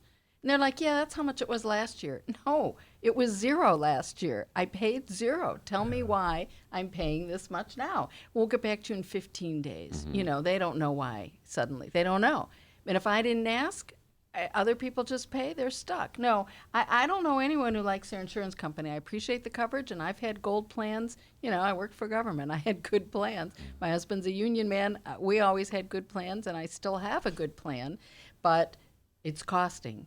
minimum of $25,000 a year for insurance from our Well, two-person family. by the way, speaking of arguments, Marj, that are completely generated by the Republican, and this the Republican Party, this really irritates me about the debates. I've watched every debate, and when they get to the healthcare issue, I watch the moderates on the stage, Amy Klobuchar, Pete Buttigieg, Joe Biden, make the argument that people don't want to give up their private insurance. And then they counter, how are we going to pay for this? And these are Republican talking points. I find that exceedingly frustrating to hear Democrats echo Republican talking points. I don't like it. And the other thing I was going to say, though, is that the only person who's ever said, wait, I love my insurance. I'm like, what? And she says, yeah, I pay, I forget what it was, like $300 a month. Wow, that's pretty good. She says, yeah, my employer pays $1,700 a month. Exactly. There's $2,000 a month that we need to fund Medicare for all. What do you think is going to pay for it if you hang on to your insurance because you have it? All those other people who don't have it or who don't have a good enough plan are going to have to bear the brunt of you enjoying your employer's largesse. The fact that your employer takes care of you. What about all the people unemployed, underemployed? Or if you lose your job. Yeah, right. And someday you're going to want to retire. Then what are you going to do? Right. Like the gap between you and 65, plenty of people we know can't retire until 65 because they're hanging on for insurance. Right. My sister took a part-time job somewhere, to get insurance coverage until she could retire. You got to get real. But my point, my answer about Warren, when she looks like you have to get realistic about it. Let's phase it in. Let's talk about what a realistic phase in is. Why would you say now 4 years, 8 years, whatever Buttigieg and Klobuchar are putting out there? The point is, let's talk about it. Let's see how long it takes. And I guarantee once you see what Medicare will cover and you have a good, solid plan, you're not going to think twice about that private insurance. Yeah, okay. That's what Warren needs to be saying. Yeah, okay. This is my problem, is that you have everybody concerned about what the cost of health care is going to be. We never question the military budget. Right on. It's like, what is this war costing us? Oh, no, didn't you hear the other day when Mnuchin, maybe at Davos, was saying, look, the deficit is the Democrats' fault because they wouldn't let us cut. We wanted to cut the military budget, but they wouldn't let us. What a liar. What kind of a twilight zone are we in when that's a talking point of Republicans? Maybe if we'd have cut the military budget, we wouldn't have had the disaster in Iran that we have now. But that's another thing. Well, no, they want it both ways. Is all. I didn't really mean to interrupt. Yeah, no, that's they're taking it both ways. I just know that's the thing that really bugs me. We spend more money than the other 10 countries behind us in military expenditures and in health care. Well, and we overpay right now. Never mind what it's going to cost. Right. It's costing that right now, which was my point about the employer. Right. All right. So, Marj, you're embracing the left. You're embracing your inner lefty, and it's now an outer lefty. It's now an outer lefty. And now that she's not working for Daily, her true self can come out. She's letting her freak flag fly. I appreciate it. I love freak flags. Someday all right, we can talk about that. all right. So let's get back to what you do as a volunteer, Indivisible Chicago, and I've had you on the show so many times talking about it. You organize platoons of Democratic activists to go into swing districts and knock on doors. And this is where the fight goes on that will change Congress or the Senate. This is just like basic 101. Electioning has nothing to do with on the front page of the New York Times today. So how does this healthcare issue stand? How does this work? What's its impact in the districts that you think the Democrats can either flip from red to blue or to hold on to, like Lauren Underwood's district, for instance? Healthcare, especially for Lauren Underwood in her district, healthcare is still a number one issue people want to talk about, they're concerned about. And they want their pre-existing conditions protected. The idea that this administration is still in court right now trying to take away the protection of your pre-existing conditions coverage and other elements of Obamacare, and how come Obamacare doesn't work? Well, because you're decimating it one lawsuit at a time. That's Trump's way, right? So people understand that, and they want to protect health care, and I still think that the GOP is vulnerable there. But let me elaborate on the nice introduction you gave to what Indivisible Chicago is doing. And invite all your listeners to join us February 3rd at the Athenaeum Theater for the True Blue Review. This is the official kickoff of our 2020 campaign because the candidates who ran the 2016 campaign, fell down on the job in Wisconsin and Michigan. But we are uniquely seated where we can, within an hour, hour and a half, depending on where you live in the city, you can get to Michigan and or Wisconsin, and they need our help. We're not going to wait for the candidate to organize and tell us where to go. We're organizing ourselves. So on February 3rd at the Athenaeum Theater, we are kicking off. It's basically a rally for volunteers to come out and do the work. So we're going to entertain you. We have improv show, a one-night only, politically themed, of course, of a lot of veterans from Second City, I.O., and other talent that you'll recognize, produced by T.J. Shanoff, who was music director at Second City for a couple of decades. And he is writing and producing this, and we'll have top talent there to entertain us. And we will also have sign-ups for how you can get involved in the 3 states that have one mission: holding down the fort here in Illinois, Lauren, Sean Caston. Maybe we can move a little more aggressively for Betsy Londrigan down state. And, of course, Marie Newman is our number one priority for the primary here. The Fair Tax Initiative must pass if we're to fund the things that we believe communities need. So we have work to do in Illinois, but we also have work to do in Michigan and in Wisconsin, so we're signing people up to get involved. We're happy to have you write postcards. We're sending 500,000 postcards to Wisconsin for the April 7th primary. A little more than half of them are out already. I think that number 500,000 is going to get even bigger.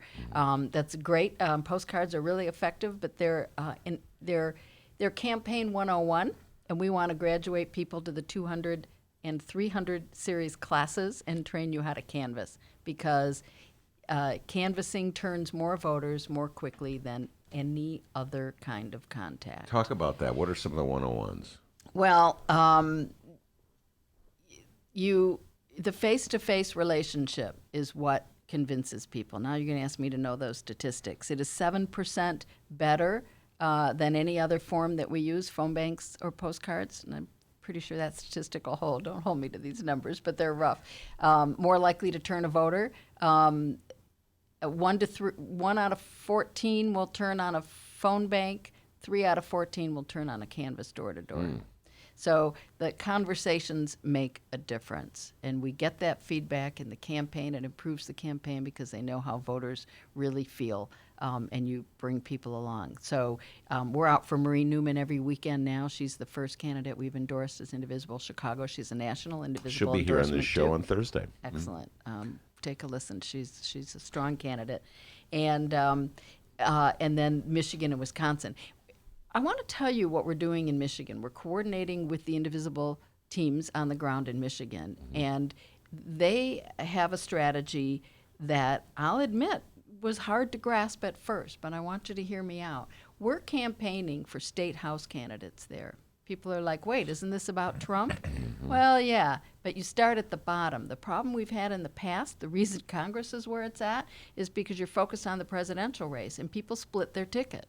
People will vote for your presidential candidate, and then they'll throw in some Republicans in Congress just to keep things even, or I don't know what the conscious thought is. But we saw that, in the state. Look at Rauner and the legislature that he had to contend with. People are like, yeah, I want to change, but not too much change. So they gave Rauner the governor's ship and took the reason they were voting for the lower rung candidates is because the Koch brothers were giving them money to take over. They've had a 20-year project as That's right. how We're 20 to take years over. behind. Yeah. And then you take over the state legislature, and you control the maps. You control, critically, the state courts, the legislation that passes at the state level, the courts that it goes through, then you're controlling what goes to the Supreme Court. And I've said this on your show before, I'm sure, because we can't do much about who's on the U.S. Supreme Court right now, but we can do something about the legislation they get to rule on. Why aren't they getting the liberal take on choice legislation, maps, and other key issues? They're just getting the red states' oppressive testing. We need to test it on the other side and force some liberalization of those laws by controlling the state house. In Michigan, is 3 seats. There are 3 seats in Michigan 6, which is the southwest corner that we all go to for the beaches, from the harbor to Kalamazoo.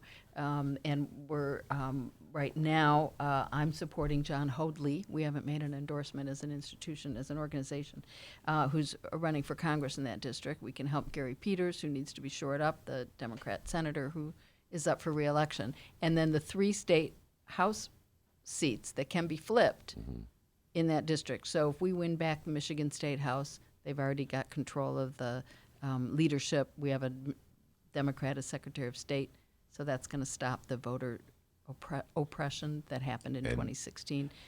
But you have to work at the state level. You think you're signing up for Trump, but we're going to go straight ticket from the bottom to the top, because that's how that works. I'll put a little different take on it. Instead of the bottom, the grassroots. Yeah, exactly. We're supporting, there's a guy in Benton Harbor. I know you have listeners who have summer homes and who will go up in the winter to the coast in Michigan.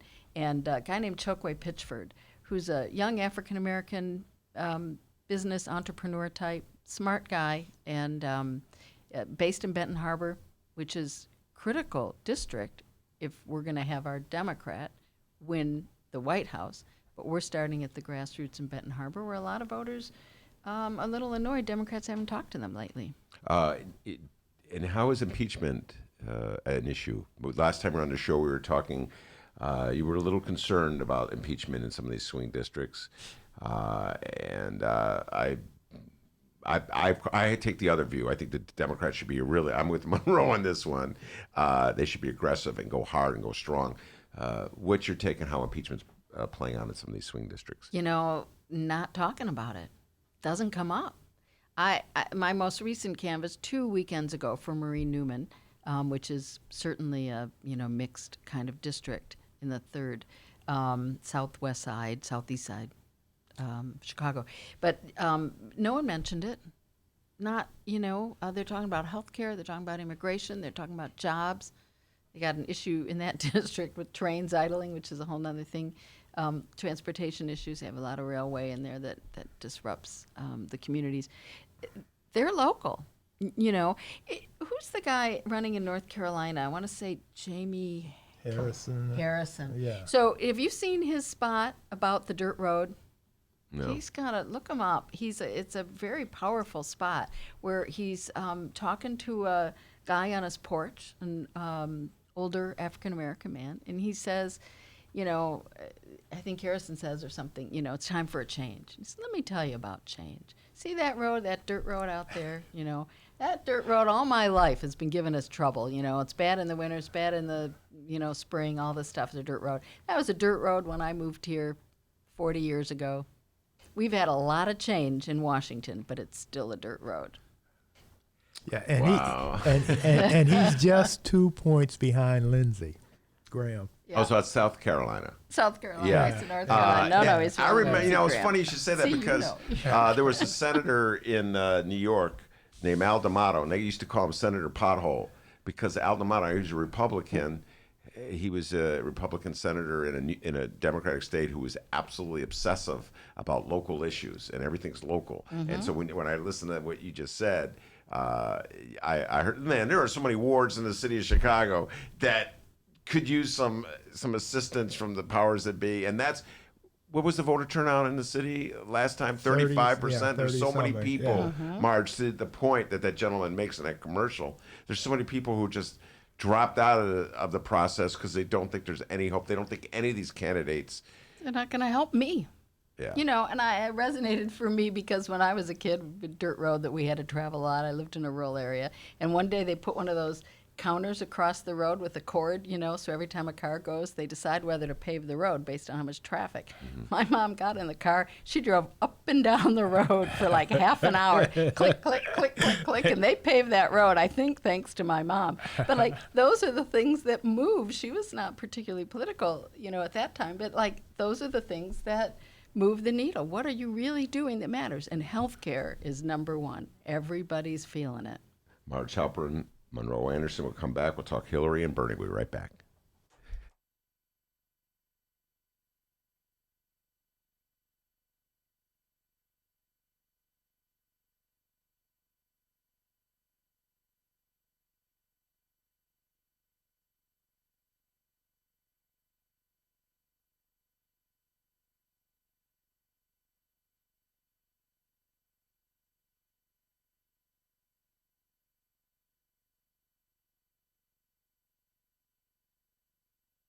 Did you know that 40% of the people in Illinois opt to be cremated?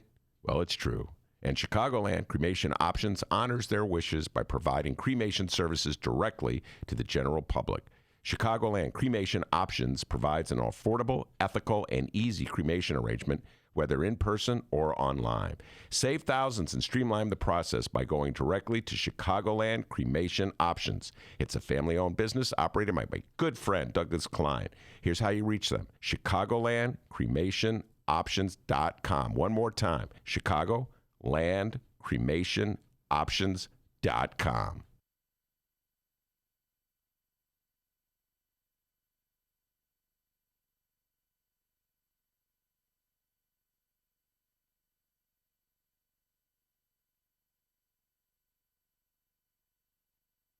And everybody who votes for Lori, nearly 1,000 miles. I just biked around Lake Michigan.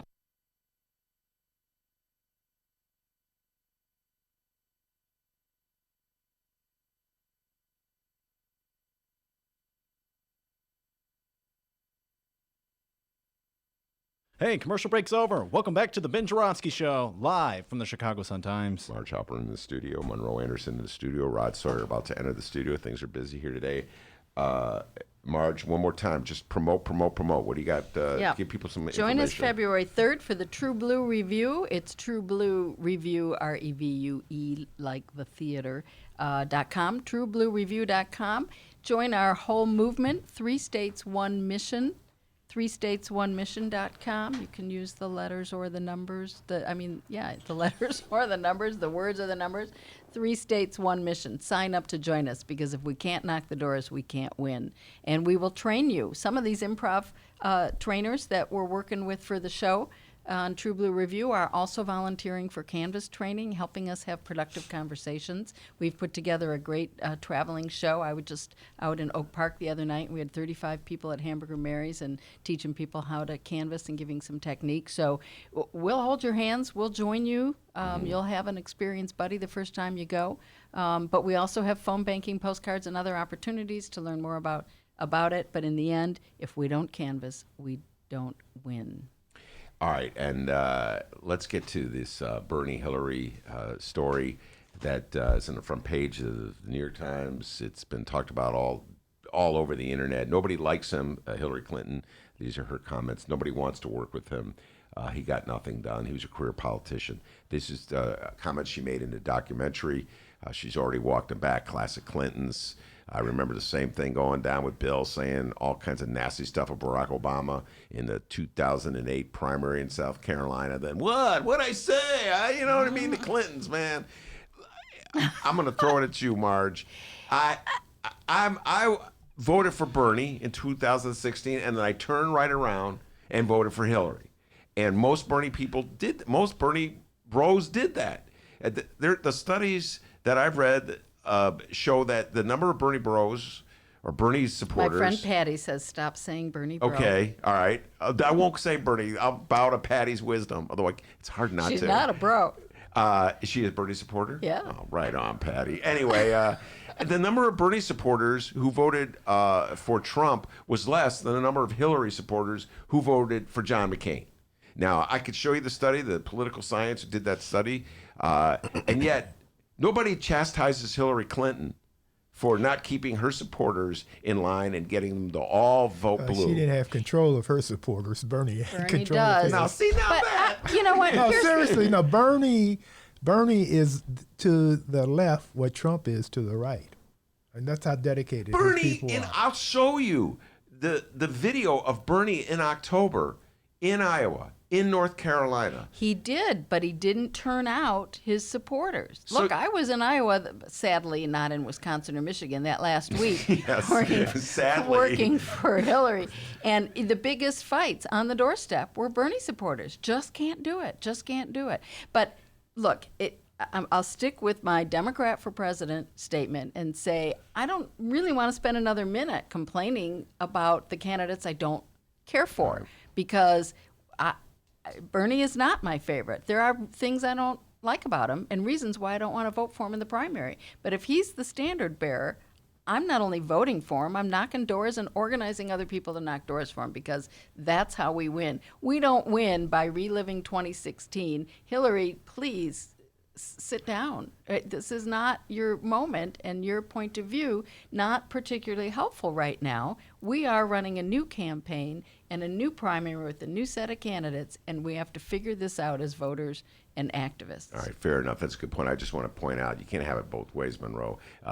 Marj just pointed out What both ways? Well, is this? Marj just pointed out that Bernie couldn't deliver his supporters. They said, sorry, when she was knocking on the door, I'm not going to do it. Meanwhile, Bernie was out there. So you can't say he's Rasputin, has this Rasputin-like control over his Bernie supporters if he's out there giving passionate speeches on behalf Well, those speeches weren't that passionate. Yes, they I were. never heard in his speech, every one of my supporters, as much as I appreciate your dedication, you have a job to do right now. We have a job to do. Vote for Hillary. You must do that. He got out and said things about Hillary and how good she was, but I never heard him, maybe he did. I never said heard him absolutely. address his supporters, put it down, and go vote for her now. Listen, I literally did he say the words that you scripted him to say? He did more. I'll put it this way, Rod Sawyer in the room. I'm going to put this out for Rod. Bernie Sanders did more to elect Hillary Clinton in 2016 than Rahm Emanuel did, than Richie Daley did, than any Chicago Democrat did. He went to Iowa, he went to North Carolina, and he gave passionate Low speeches. bar. I agree, All right? but low bar. So, I mean, why isn't Hillary Clinton blasting Richie M. Daley? Throw that out here with Rod Sawyer's in the room. Because it's over. Nobody should be, we don't need to relive it. We need to move on and look at the issues and the candidates. But I understand she's pissed off because she's watching what a horrible president Trump is and thinking how great she would have been. And so every day she gets up and watches we all TV. are, right? Yeah, right, exactly. We're all thinking she'd have done a better job. Yeah, Come on, right. talk I know, about but your I'm low saying bar. for her person, That's- I'm doing the human quality. That right said, now. Monroe and Marj, I understand. I'll say this now: as irritated as I am at Hillary Clinton for the comments that she made, and how irritated I am at the Clintons in general, they always undercut the Democratic Party. When the Democratic Party decides to go for someone different than Clinton, they did it to Barack Obama. I would still vote for Hillary Rodham Clinton over Donald John Trump if the election were right now. Yeah, yep. Well, And I think I she think was the being Gary a Johnson Clinton. folks would say that Yeah, also. no, she was being a Clinton. And if you remember, Bill undermined her when she was running. Yeah. Yes, he did. Yeah, he undermined her. Bill Right, Clinton. exactly. Right. Yeah, the left-handed compliment Exactly, is kind of right, a Clinton exactly, thing. right. No, look, it's over. She didn't persevere. She didn't persist. She didn't make it. We have a new set of candidates. We need to stop talking about her. We need to stop fighting with Bernie or anyone else, and go for your candidate. Put forward how you're going to improve things. You ask what people are saying on the street. They're not asking about impeachment. They're asking, what is this candidate going to do to improve my life, to pave my in the dirt swing road? districts? I'll Yeah. tell you who is talking about impeachment. One Monroe Anderson. Oh, I'll talk about impeachment all day if you want. But Monroe you Anderson asked comes on every Wednesday and talks For impeachment. 2.5 years. Yeah, 2.5 years. Well, that's just the Republicans' talking point, isn't it? You've been All right. trying to impeach them all this Now time. listen, I tell everybody this show is open-minded about all the candidates running for office. So right here, right now, I have Marj Halperin, an old friend. She's got her Warren button on. Monroe announced today that he's ready to wear a Warren button. Usually, not quite that Oh, much. we heard but- that. I heard that. I was ready to take the book. No, right. No, my position is anybody but Tulsi among the Democrats. Okay, there you go. Yeah, Anybody but Tulsi. now that Williamson has dropped out.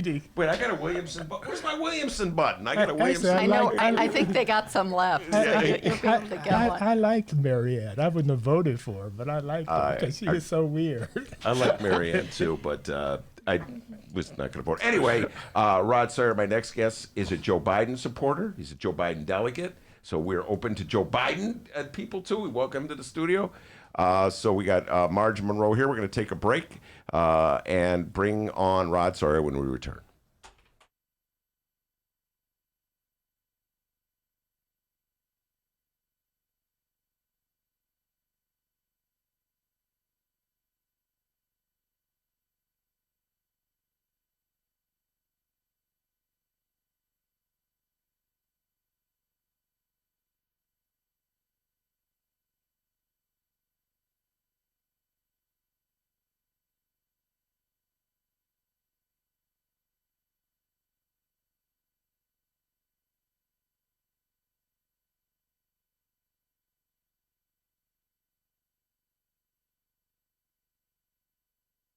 Play the radio. Make sure the television, make sure you have the record player on at night. The phone. Make sure the kids hear words.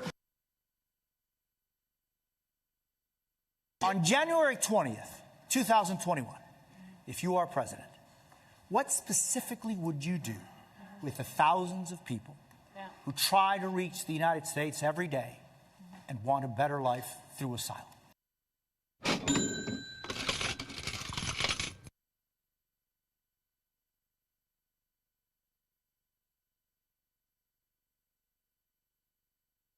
Your taxes do show that you're a millionaire. You did make $1 million in 2016, 2017. You're right, the 561 in 2018.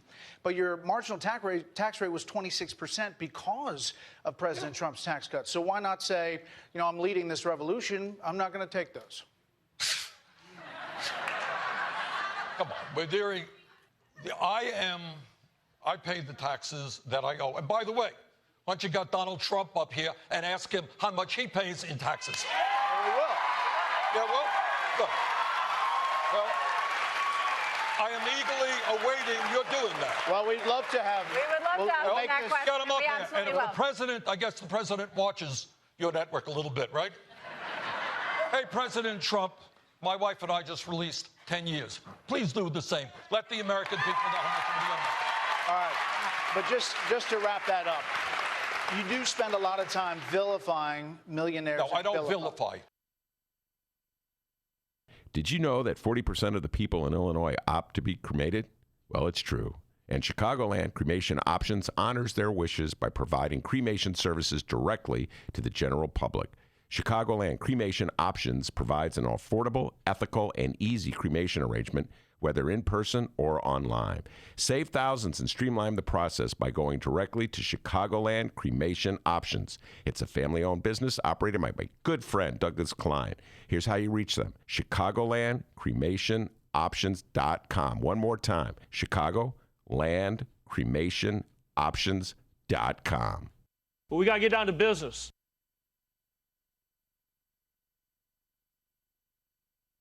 Hey, welcome back to the Ben Joravsky Show, live from the Chicago Sun-Times. We are indeed live. Marj Halperin has left the studio. Well, not quite yet. She's gathering her stuff. Rod Sawyer has joined us, the alderman of the 6th Ward. Welcome to the show, Rod. Thanks for having me, Ben. And I asked Monroe to stick around because many years ago, Rod was just a little lad, probably. I was an He was a adult. college student. I was a law student. You Yeah, he was a college I was a student. law school We student. lost. I got you like at age 16 or something I like was that. grown. I was 24. Let me remind. He was a young legal scholar, and Monroe was working for his father, the Eugene Sawyer, mayor of the city of Chicago. So anyway, I thought it would be kind of cool, historically speaking, Monroe and Rod Sawyer. His dad was a great man. Yeah. Appreciate it. Eugene Sawyer, yeah. I voted for Eugene Sawyer in 1989 when he ran against Richard M. Daley. Yes, I did. All right, Rod Sawyer, I've been promoting this all day. you are a Joe Biden delegate, and I've Yes. had Bernie Burrows in here. I'm not allowed to call him that anymore. Bernie supporters in here, Elizabeth Warren supporters in here, Marianne Williamson supporters in here. You're the first person I've had who's openly said I'm from Joe Biden, which is really strange, Rod Sawyer, because he's leading the polls. Okay, you know what I'm saying? Yeah, I thought that would be kind of strange. I thought we'd have more Biden supporters come around. A lot of people who I expect to be Biden supporters, like, well, I'm kind of on the fence. Okay, well, I'll start with why do you support him, and then the follow-up is why do you think there's so much hesitancy to support him? But go ahead, why do you support him? My personal journey was an easy lift. I had an opportunity to meet Joe Biden, had lunch with him last summer, and had a nice long conversation with him. And I felt that he was a genuine individual. I liked his program. I liked his platform. And quite honestly, I just decided to support him as, someone that I had a personal opportunity to have interaction with. And I believe in his platform. It's just simple as that. I don't disagree with a lot of other candidates. I think we have a lot of good candidates in the race on the Democratic side. It's just that Biden kind of spoke to me, and I felt that I can be helpful in being a part of his campaign. Are there any issues from the past that gave you hesitancy to support Joe Biden?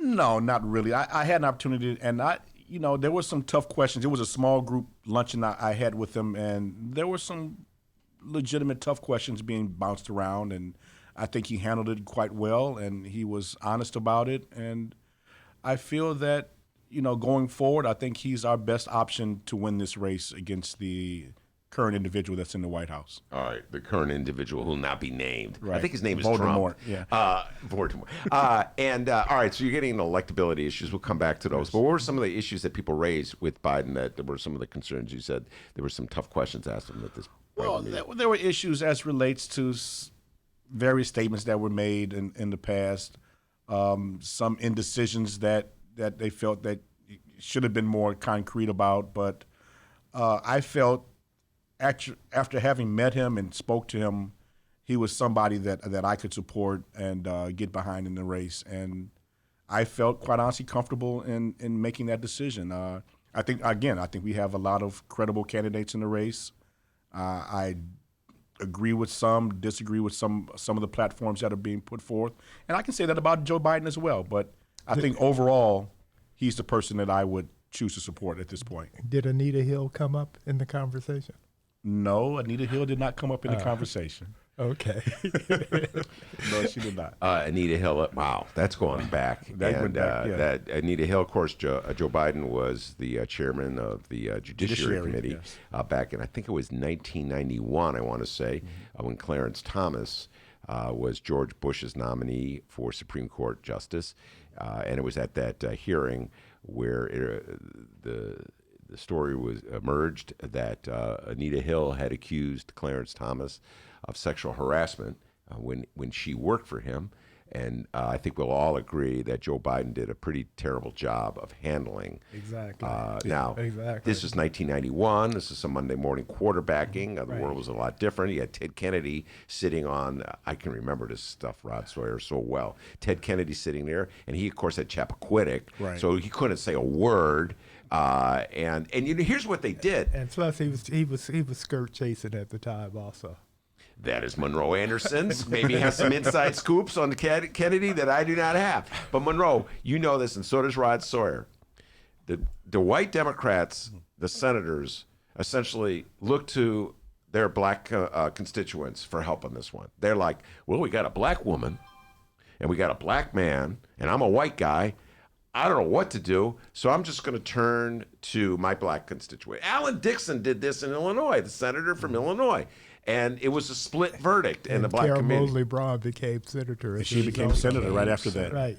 Right. She became senator. Exactly. Because you had a split, like some it was like, well, it was a he said, she said thing, and a lot of black guys were saying, well, I don't believe her, and man, what a bad decision, because guess what? Clarence Thomas has been a Supreme Court Justice, Monroe Anderson. Almost 30 years. 30 years. And he's done...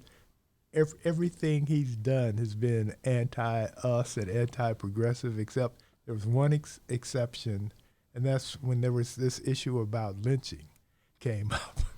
And Clarence couldn't even go there on that one. He had to make the right I decision. don't remember that one. Yeah. Did he actually vote against lynching? Yes, yes, that was the one thing.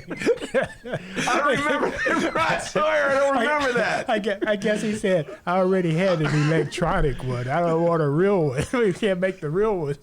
Keep them around. Man, it still irritates me, Rod Sawyer. I got to tell you, it was 1991, and Clarence Thomas was against affirmative action, all right? Right. So whenever a black guy's trying to get a job, he's like, oh, don't fall back on race. Right. It's a meritocracy, Right. okay? You got to be the best. Right. And then as soon as he was in trouble because of sexual harassment charges, it's like, oh, yeah, I'm a black guy, and they're picking on me.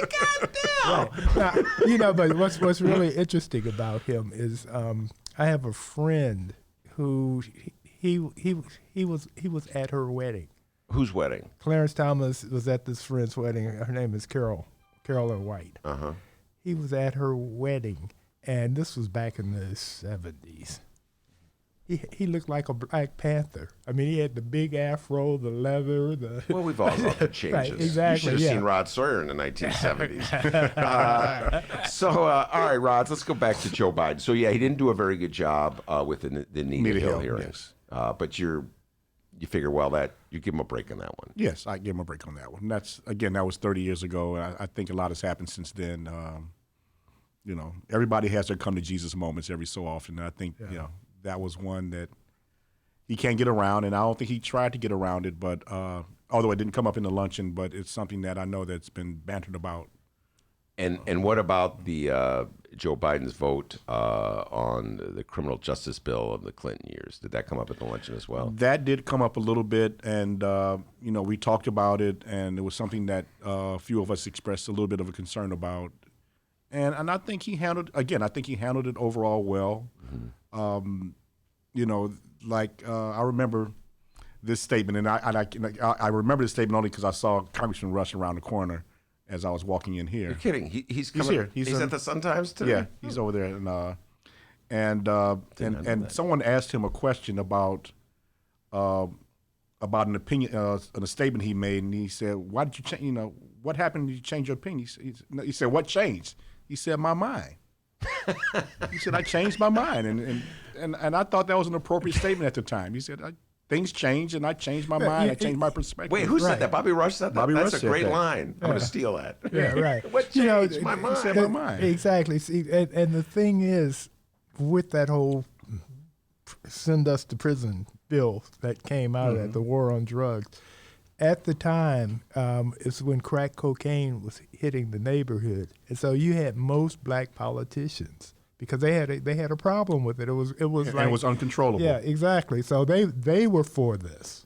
Well, and so the white guys were for it because the black guys were for it.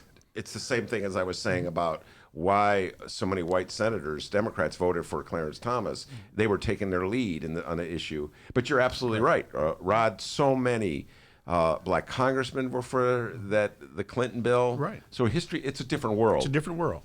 It's a different world. Now, all right, let's get to this. You're older than I always think you're way younger than you are, right? I don't know why I do that, but then I always shocked. Remember one conversation we had where you knew all those movies from the 70s? I couldn't believe it.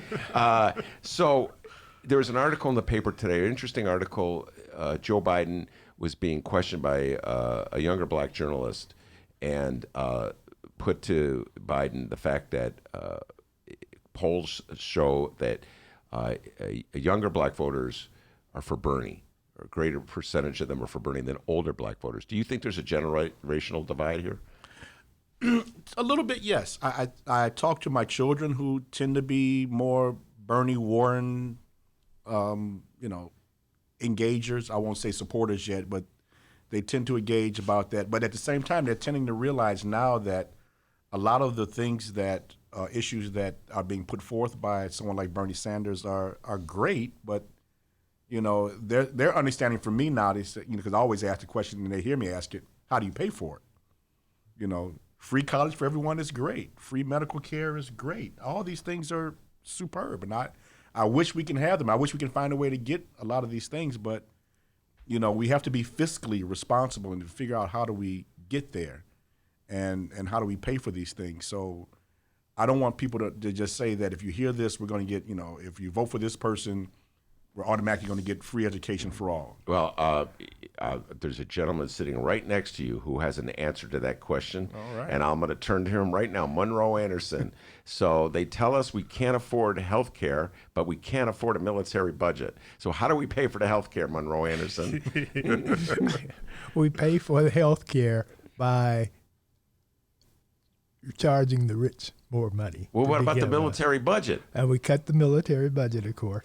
The thing is, there's one of those socialist countries that the right wing never mentions. They always use Venezuela as an example of socialism. But the 10 happiest countries in the world are all socialist countries.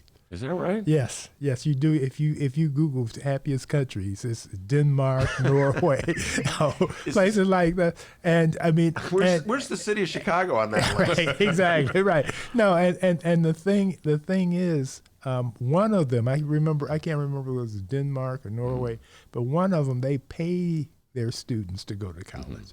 Not only Denmark their colleges, does, yeah. Denmark does. Denmark, yeah. So I mean, it depending on where your values are, that's where your money goes. So is the can't afford it argument a good one for Democrats to be making? I'm sorry. Is that we can't afford health care a good argument? No, I'm not saying that's the argument that has to be. I just say that in my household. I was just giving that example. He's raising physically responsible children. Children, yes.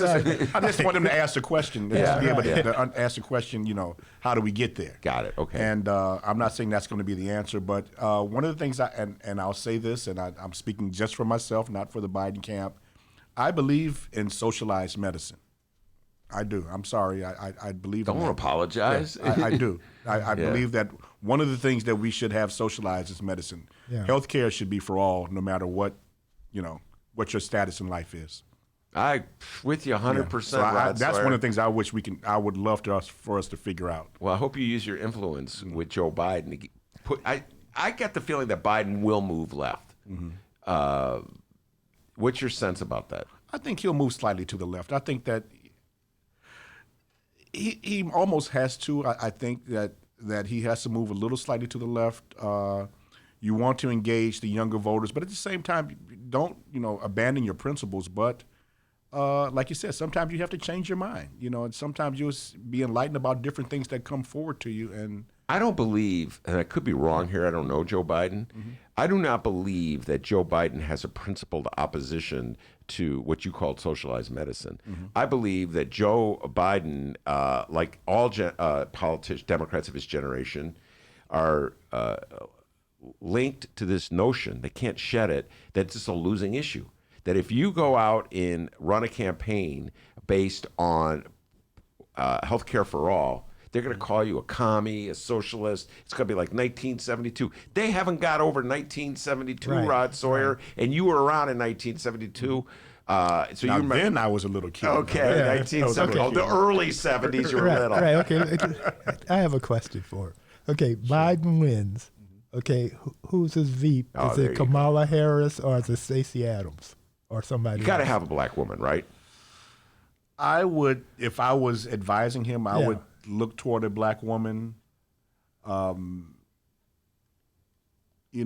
Harris has had issues, in her time as California's Attorney General that need to be fleshed out a little bit more.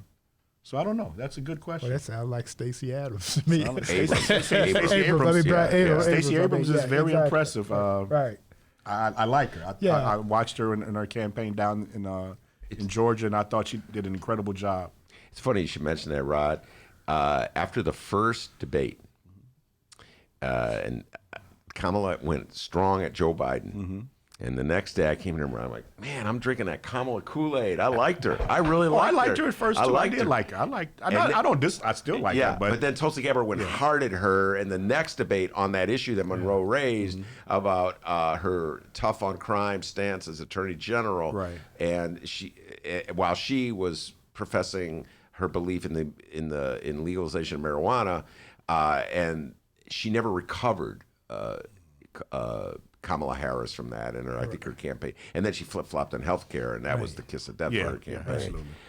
So, I'm not quite certain she would be the person that Joe Biden, but I just think if you're Joe Biden is where he is, Rod Sawyer, because he was the white guy who was Barack Obama's vice president. Yeah. He would not be a candidate for president in 2020 if Barack Obama hadn't picked him. And Barack Obama needed, like, Joe, white guy from Pennsylvania, right. From Scranton, right? Right. Now, Joe, white guy, needs a black woman on the ticket. That's how I view it. What do you think?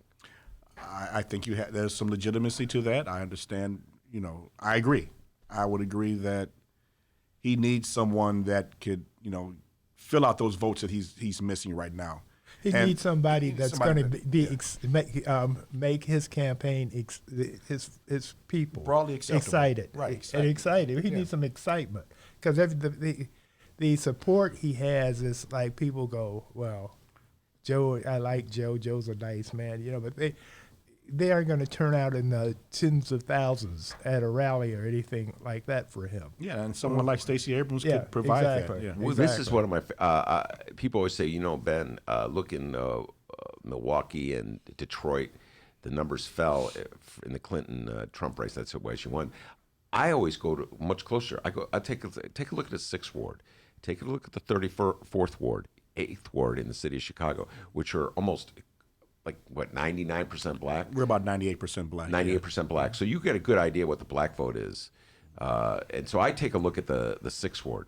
6th ward numbers fell significantly in 2016 turnout. You take a look at that because folks weren't excited about Hillary Clinton like they were about Barack Obama in 2012. Oh, absolutely. I would say that's a fair assessment. And I think everybody thought so little of Donald Trump at the time, they just figured that Hillary Clinton was a foregone conclusion in the 2016 general election. Even I always go back to the Saturday Night Live skit where, they got him dancing and sitting there right before the election. They just, they're already having a party. Yeah, right. Chris Rock and Chappelle. David Chappelle. They just had it. It felt like a foregone conclusion. And then, we got socked with a sucker punch on election day. But you're right. I think there was not a lot of excitement in the 2016 general election. People just kind of thought, Hillary's got it. It shouldn't be a problem. But we underestimated the Donald Trump effect, if you will. Yeah. And we can't afford to do that again. So we need Bernie would be a good choice in that he knows what he's doing. He has experience, etc. But we need somebody that's going to bring passion to that campaign. And it's not going to be Bernie. Well, you're speaking about for the... Assuming that Joe Biden... Yeah. I mean, I'm sorry. Joe Biden. I'm mixing my... Yeah. Okay. You get your old white guys mixed up. I'm getting exactly. You've seen them all. I'm getting my B's mixed up. All right. Okay. Yeah. I meant Biden. We're going to take... I'm not a Bernie... I know you're not a Bernie guy. Yeah. We're going to take a brief break. We'll come back. We're going to ask Rod Sawyer the Hillary-Bernie question. We'll be right back.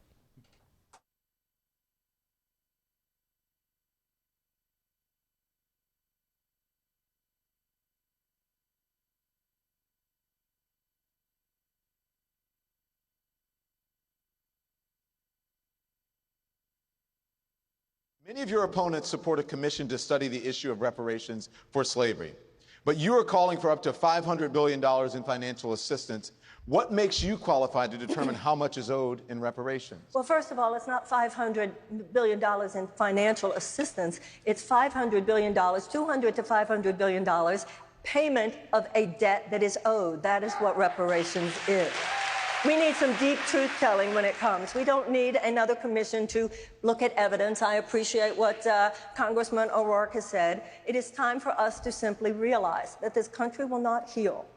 All that a country is a collection of people. People heal when there's some deep truth-telling.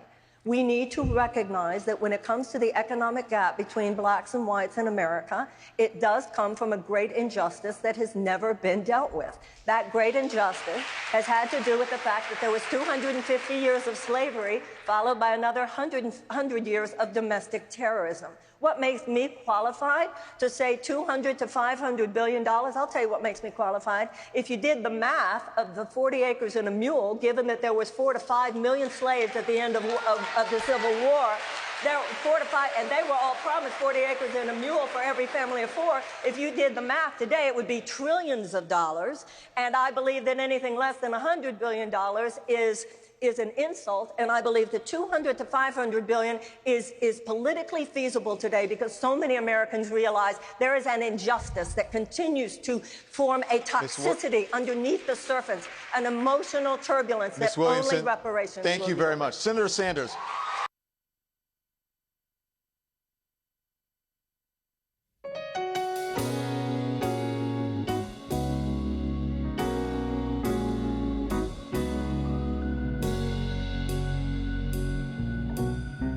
Welcome back to the Ben Joravsky Show.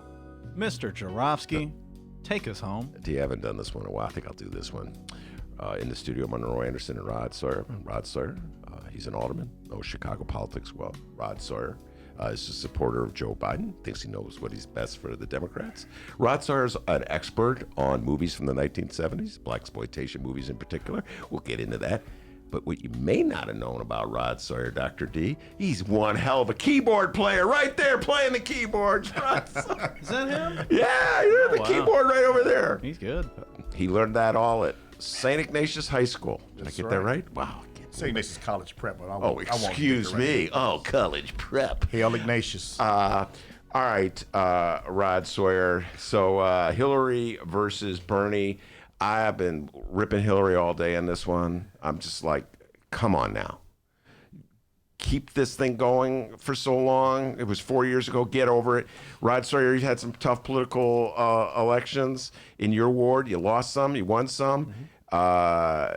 I don't think you're still fighting with the person that, or maybe I'm wrong on this one. The person I lost an election to is one of my best friends right now, Charles Morrow. He lives 3 doors from me. Yeah. 4 doors from me. Right. We talk all the time. So get over one of my Hillary senior advisors. Right. Yeah. And I believe your predecessor is a judge right now. Yes. Judge Loud is a wonderful person. We talk all the time. She still lives in the ward. We have a good relationship. Let me say this real quickly. When I was press secretary, the thing, having been a journalist for 18, 19 years at the time, when I went into politics, I was amazed at how these guys would fight like cats and dogs in the city council. Then they go out after work and have a drink, and it would be, you would wonder, are these 2 different sets of people or what? I mean, really good professional politicians don't personalize a lot of this stuff. No, you can't personalize a lot of this stuff. I mean, like I said, some of my good friends on the council floor right now, we have a lot of political disagreements, but we're friendly. We're good guys. We can go out together, have a meal, and have a cocktail, and talk about things of the day. But we don't, wear a chip on our shoulder. Don't take it home. Well, all right. Since you mentioned it, let's bring it up. We've been talking national politics. Rod Sawyer, of course, is the alderman of the 6th Ward and City Council. Your thoughts and reflections on what has it been, a year? Almost a year of Mayor Lori Lightfoot. And you had a breakthrough with Rahm Emanuel. You didn't get off to the best of starts with him, but by the end, you guys were singing Kumbaya. So reflect on Rahm and Lori. What I will say about Rahm Emanuel was a passionate man and, a man of conviction. And you're right, we did not get along at all in the first 4 years. And after that, election, after what we call the blue sweater moment, the fuzzy sweater moment, we did have an opportunity to speak at length, and we really talked and kind of felt each other out and kind of understood each other a lot better. And as chair of the Black Caucus, I was able to talk to him a lot more often, and we were able to come to an accord and work together on bringing things to neighborhoods, to black neighborhoods that I thought were impactful. I think I was just talking to someone today about one of the big things I thought that we brought out in Rahm Emanuel was the Neighborhood Opportunity Fund. and I'm hoping that we'll have better generations of it through Mayor Lightfoot. But it was a way for us to get investments in black neighborhoods that were not TIF rich. And that's really where the Neighborhood Opportunity Fund and Thrive Zones came from. You know, areas that did not have active TIFs, but they were blighted, and they were mostly black neighborhoods. It was a way to have a shot in the arm and a financial injection to bring new businesses to these communities or expand existing businesses to areas that did not have other financing tools, which is a big problem in the city of Chicago because we do not have a real capital development plan. Our only capital development plan right now are TIFs, which is frustrating. And now moving forward to, I'm sorry, to going to Lord Lightfoot, go ahead. Mayor Lightfoot's been around now 6-7 months now in office, and I think she's, you know, getting her feet wet and trying to understand what we do as a council. I think that she had some thoughts when she first got in that, you know, we were just a rubber stamp and we were just this. And I think she's understood now that, you know, we are a diverse body and we do have opinions and we do express them. Oftentimes, people that have come into the political realm that not have been involved in it, they don't see how the sausage is made. You know, whether it's Rahm Emanuel or Mayor Daley or Mayor Sawyer, you know, there are fights and battles internally that you may not see on the 5 o'clock news. All you see is the end battle that we've worked it out. We voted for it, and sometimes that vote is 47-48 to nothing. But it didn't start that way. That fight was in council committees, it's in briefing sessions, and we argue and fight and curse and do all that in those meetings and in those sessions. You know, no one's, you know, trying to get rolled over, but we want to make sure that things are you know, that make sense for my community and all the other 49 other aldermen. They're going to make sense for their individual communities. And that's when the fight is. So I think she never saw that before or didn't see it enough just to think that we're just going to say whatever the mayor says and we're going to do. That's not how it works. Do you think she's too thin-skinned? No, I won't say she's too thin-skinned, but I do understand that she was quick-witted, and, you know, she's very quick on her feet. Being a former prosecutor, I know that's just natural to her. And I think that she does have a lingering animosity for things that don't go her way. I can see that. But I think that overall, I think that she's getting past that. Because, again, this is something that you have to acquire. Being an elected officer is thick skin. You know, because people are going to talk about you. They're going to, you know, jab at you and nip at you, but you have to have the thick skin to keep moving forward and not let it get to you. No, there's an old movie. We're going to switch to movies in a little bit, but there's an old movie, Barry Levinson movie about a Jewish family, Avalon, I think it's called. And they have a fight at Thanksgiving over cutting the turkey, and the family falls apart over that. They hold a grudge. And Jewish families, that's a problem. Okay, the grudges are held for a long time. I think Lori Lightfoot reminds me a lot of Jewish families I know. She holds a grudge. That grudge is going to be held for... Stacey Davis Gates is learning that in the Chicago Teachers Union. She holds a grudge for a long time. Come on, don't be like Avalon, Lori Lightfoot. You got to let it go sometime. Even I let go grudges occasionally. All right, Rod Sawyer, here's the moment. I have to ask you this question before we let you go. Again, Rod and I could talk forever about movies. He's a big movie fan. And one thing is we share a love of 1970s movies. Absolutely. That's our generation. I'm a little older, but basically we were 70s guys, a couple years. And Eddie Murphy was the star of Dolomite, which is a tribute to one of the great characters of blaxploitation movies, Ray Moore. I do not know how the Academy Award could have avoided nominating Eddie Murphy. The outrage is second only in that category, just that category, to the fact that somehow or other they found it in their infinite idiocy not to nominate Adam Sandler for Uncut Gems. Your opinion on those? I happen to seen both of those movies. They're both great performances. Eddie Murphy did a phenomenal job portraying Rudy Ray Moore. It was just mind-boggling. As a kid, you know, where I listened to albums I wasn't supposed to listen to, sneaking listening to Rudy Ray Moore, listening to LaWanda Page, listening to all those individuals back then, Red Fox, early Richard Pryor, listening to all that. Moms Mabley.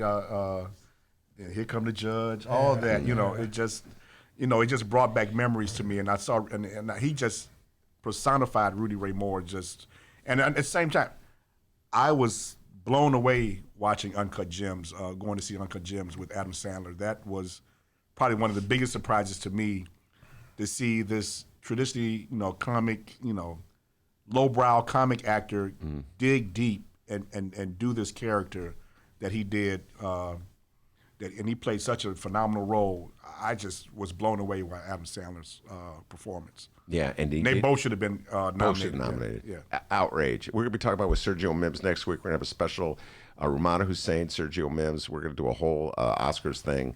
But that's one part of the things we're going to do, Rod, is we're going to do who we predict will win, who we think should win among the nominees, and then who wasn't nominated. Right. And there's such a bias against comic actors. Eddie Murphy, Adam Sandler, they hold these bias against them.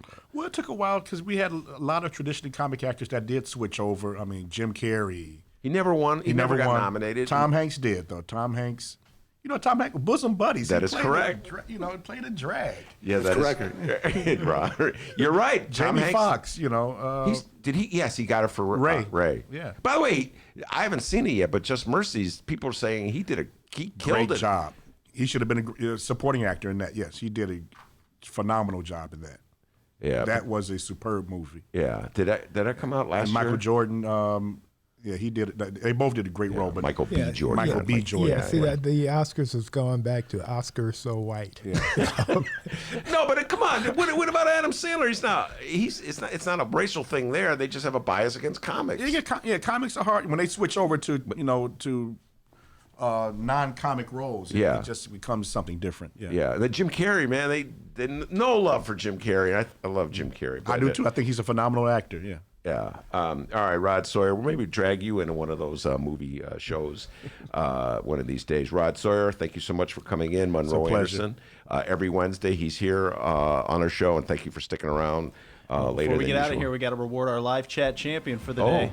Okay. That's right. Big thank you to everybody who weighed in on the YouTube live stream chat. If you're listening on the download, we encourage you to check it out sometime, Tuesdays through Fridays, 1 until 3 p.m. Central Time. Hang out with like-minded political people.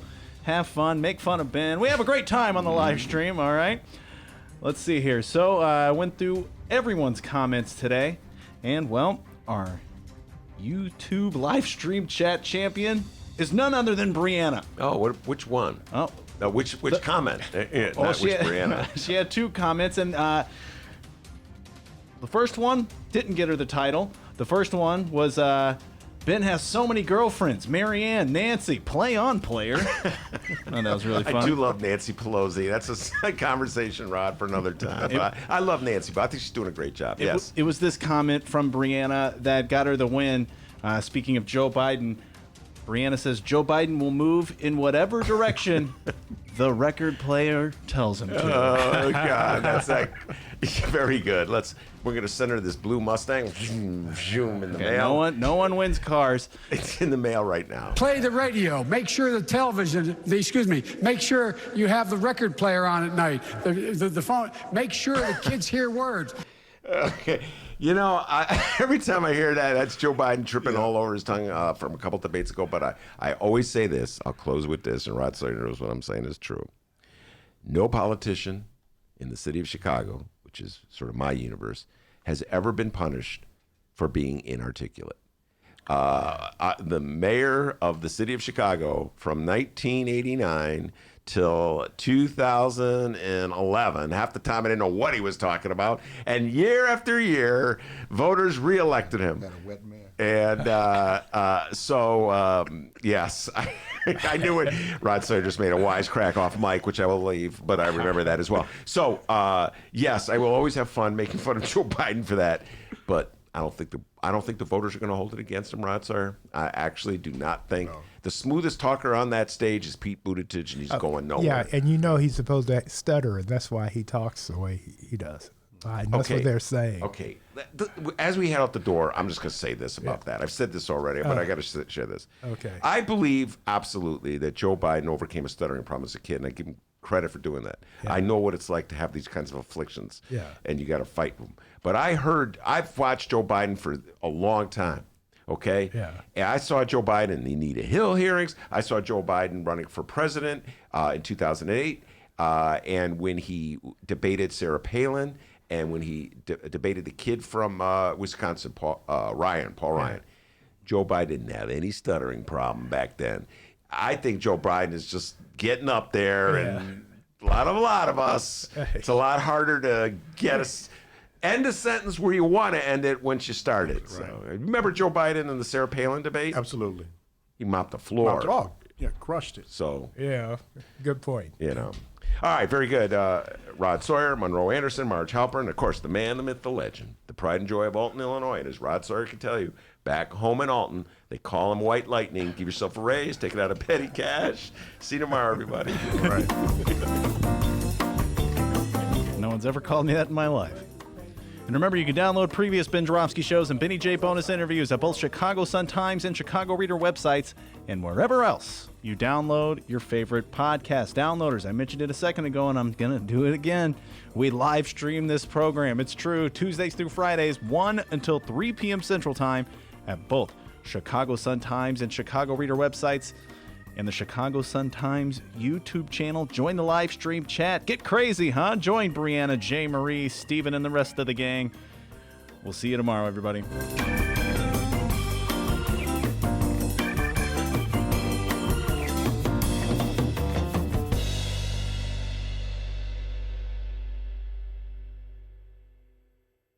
That's correct.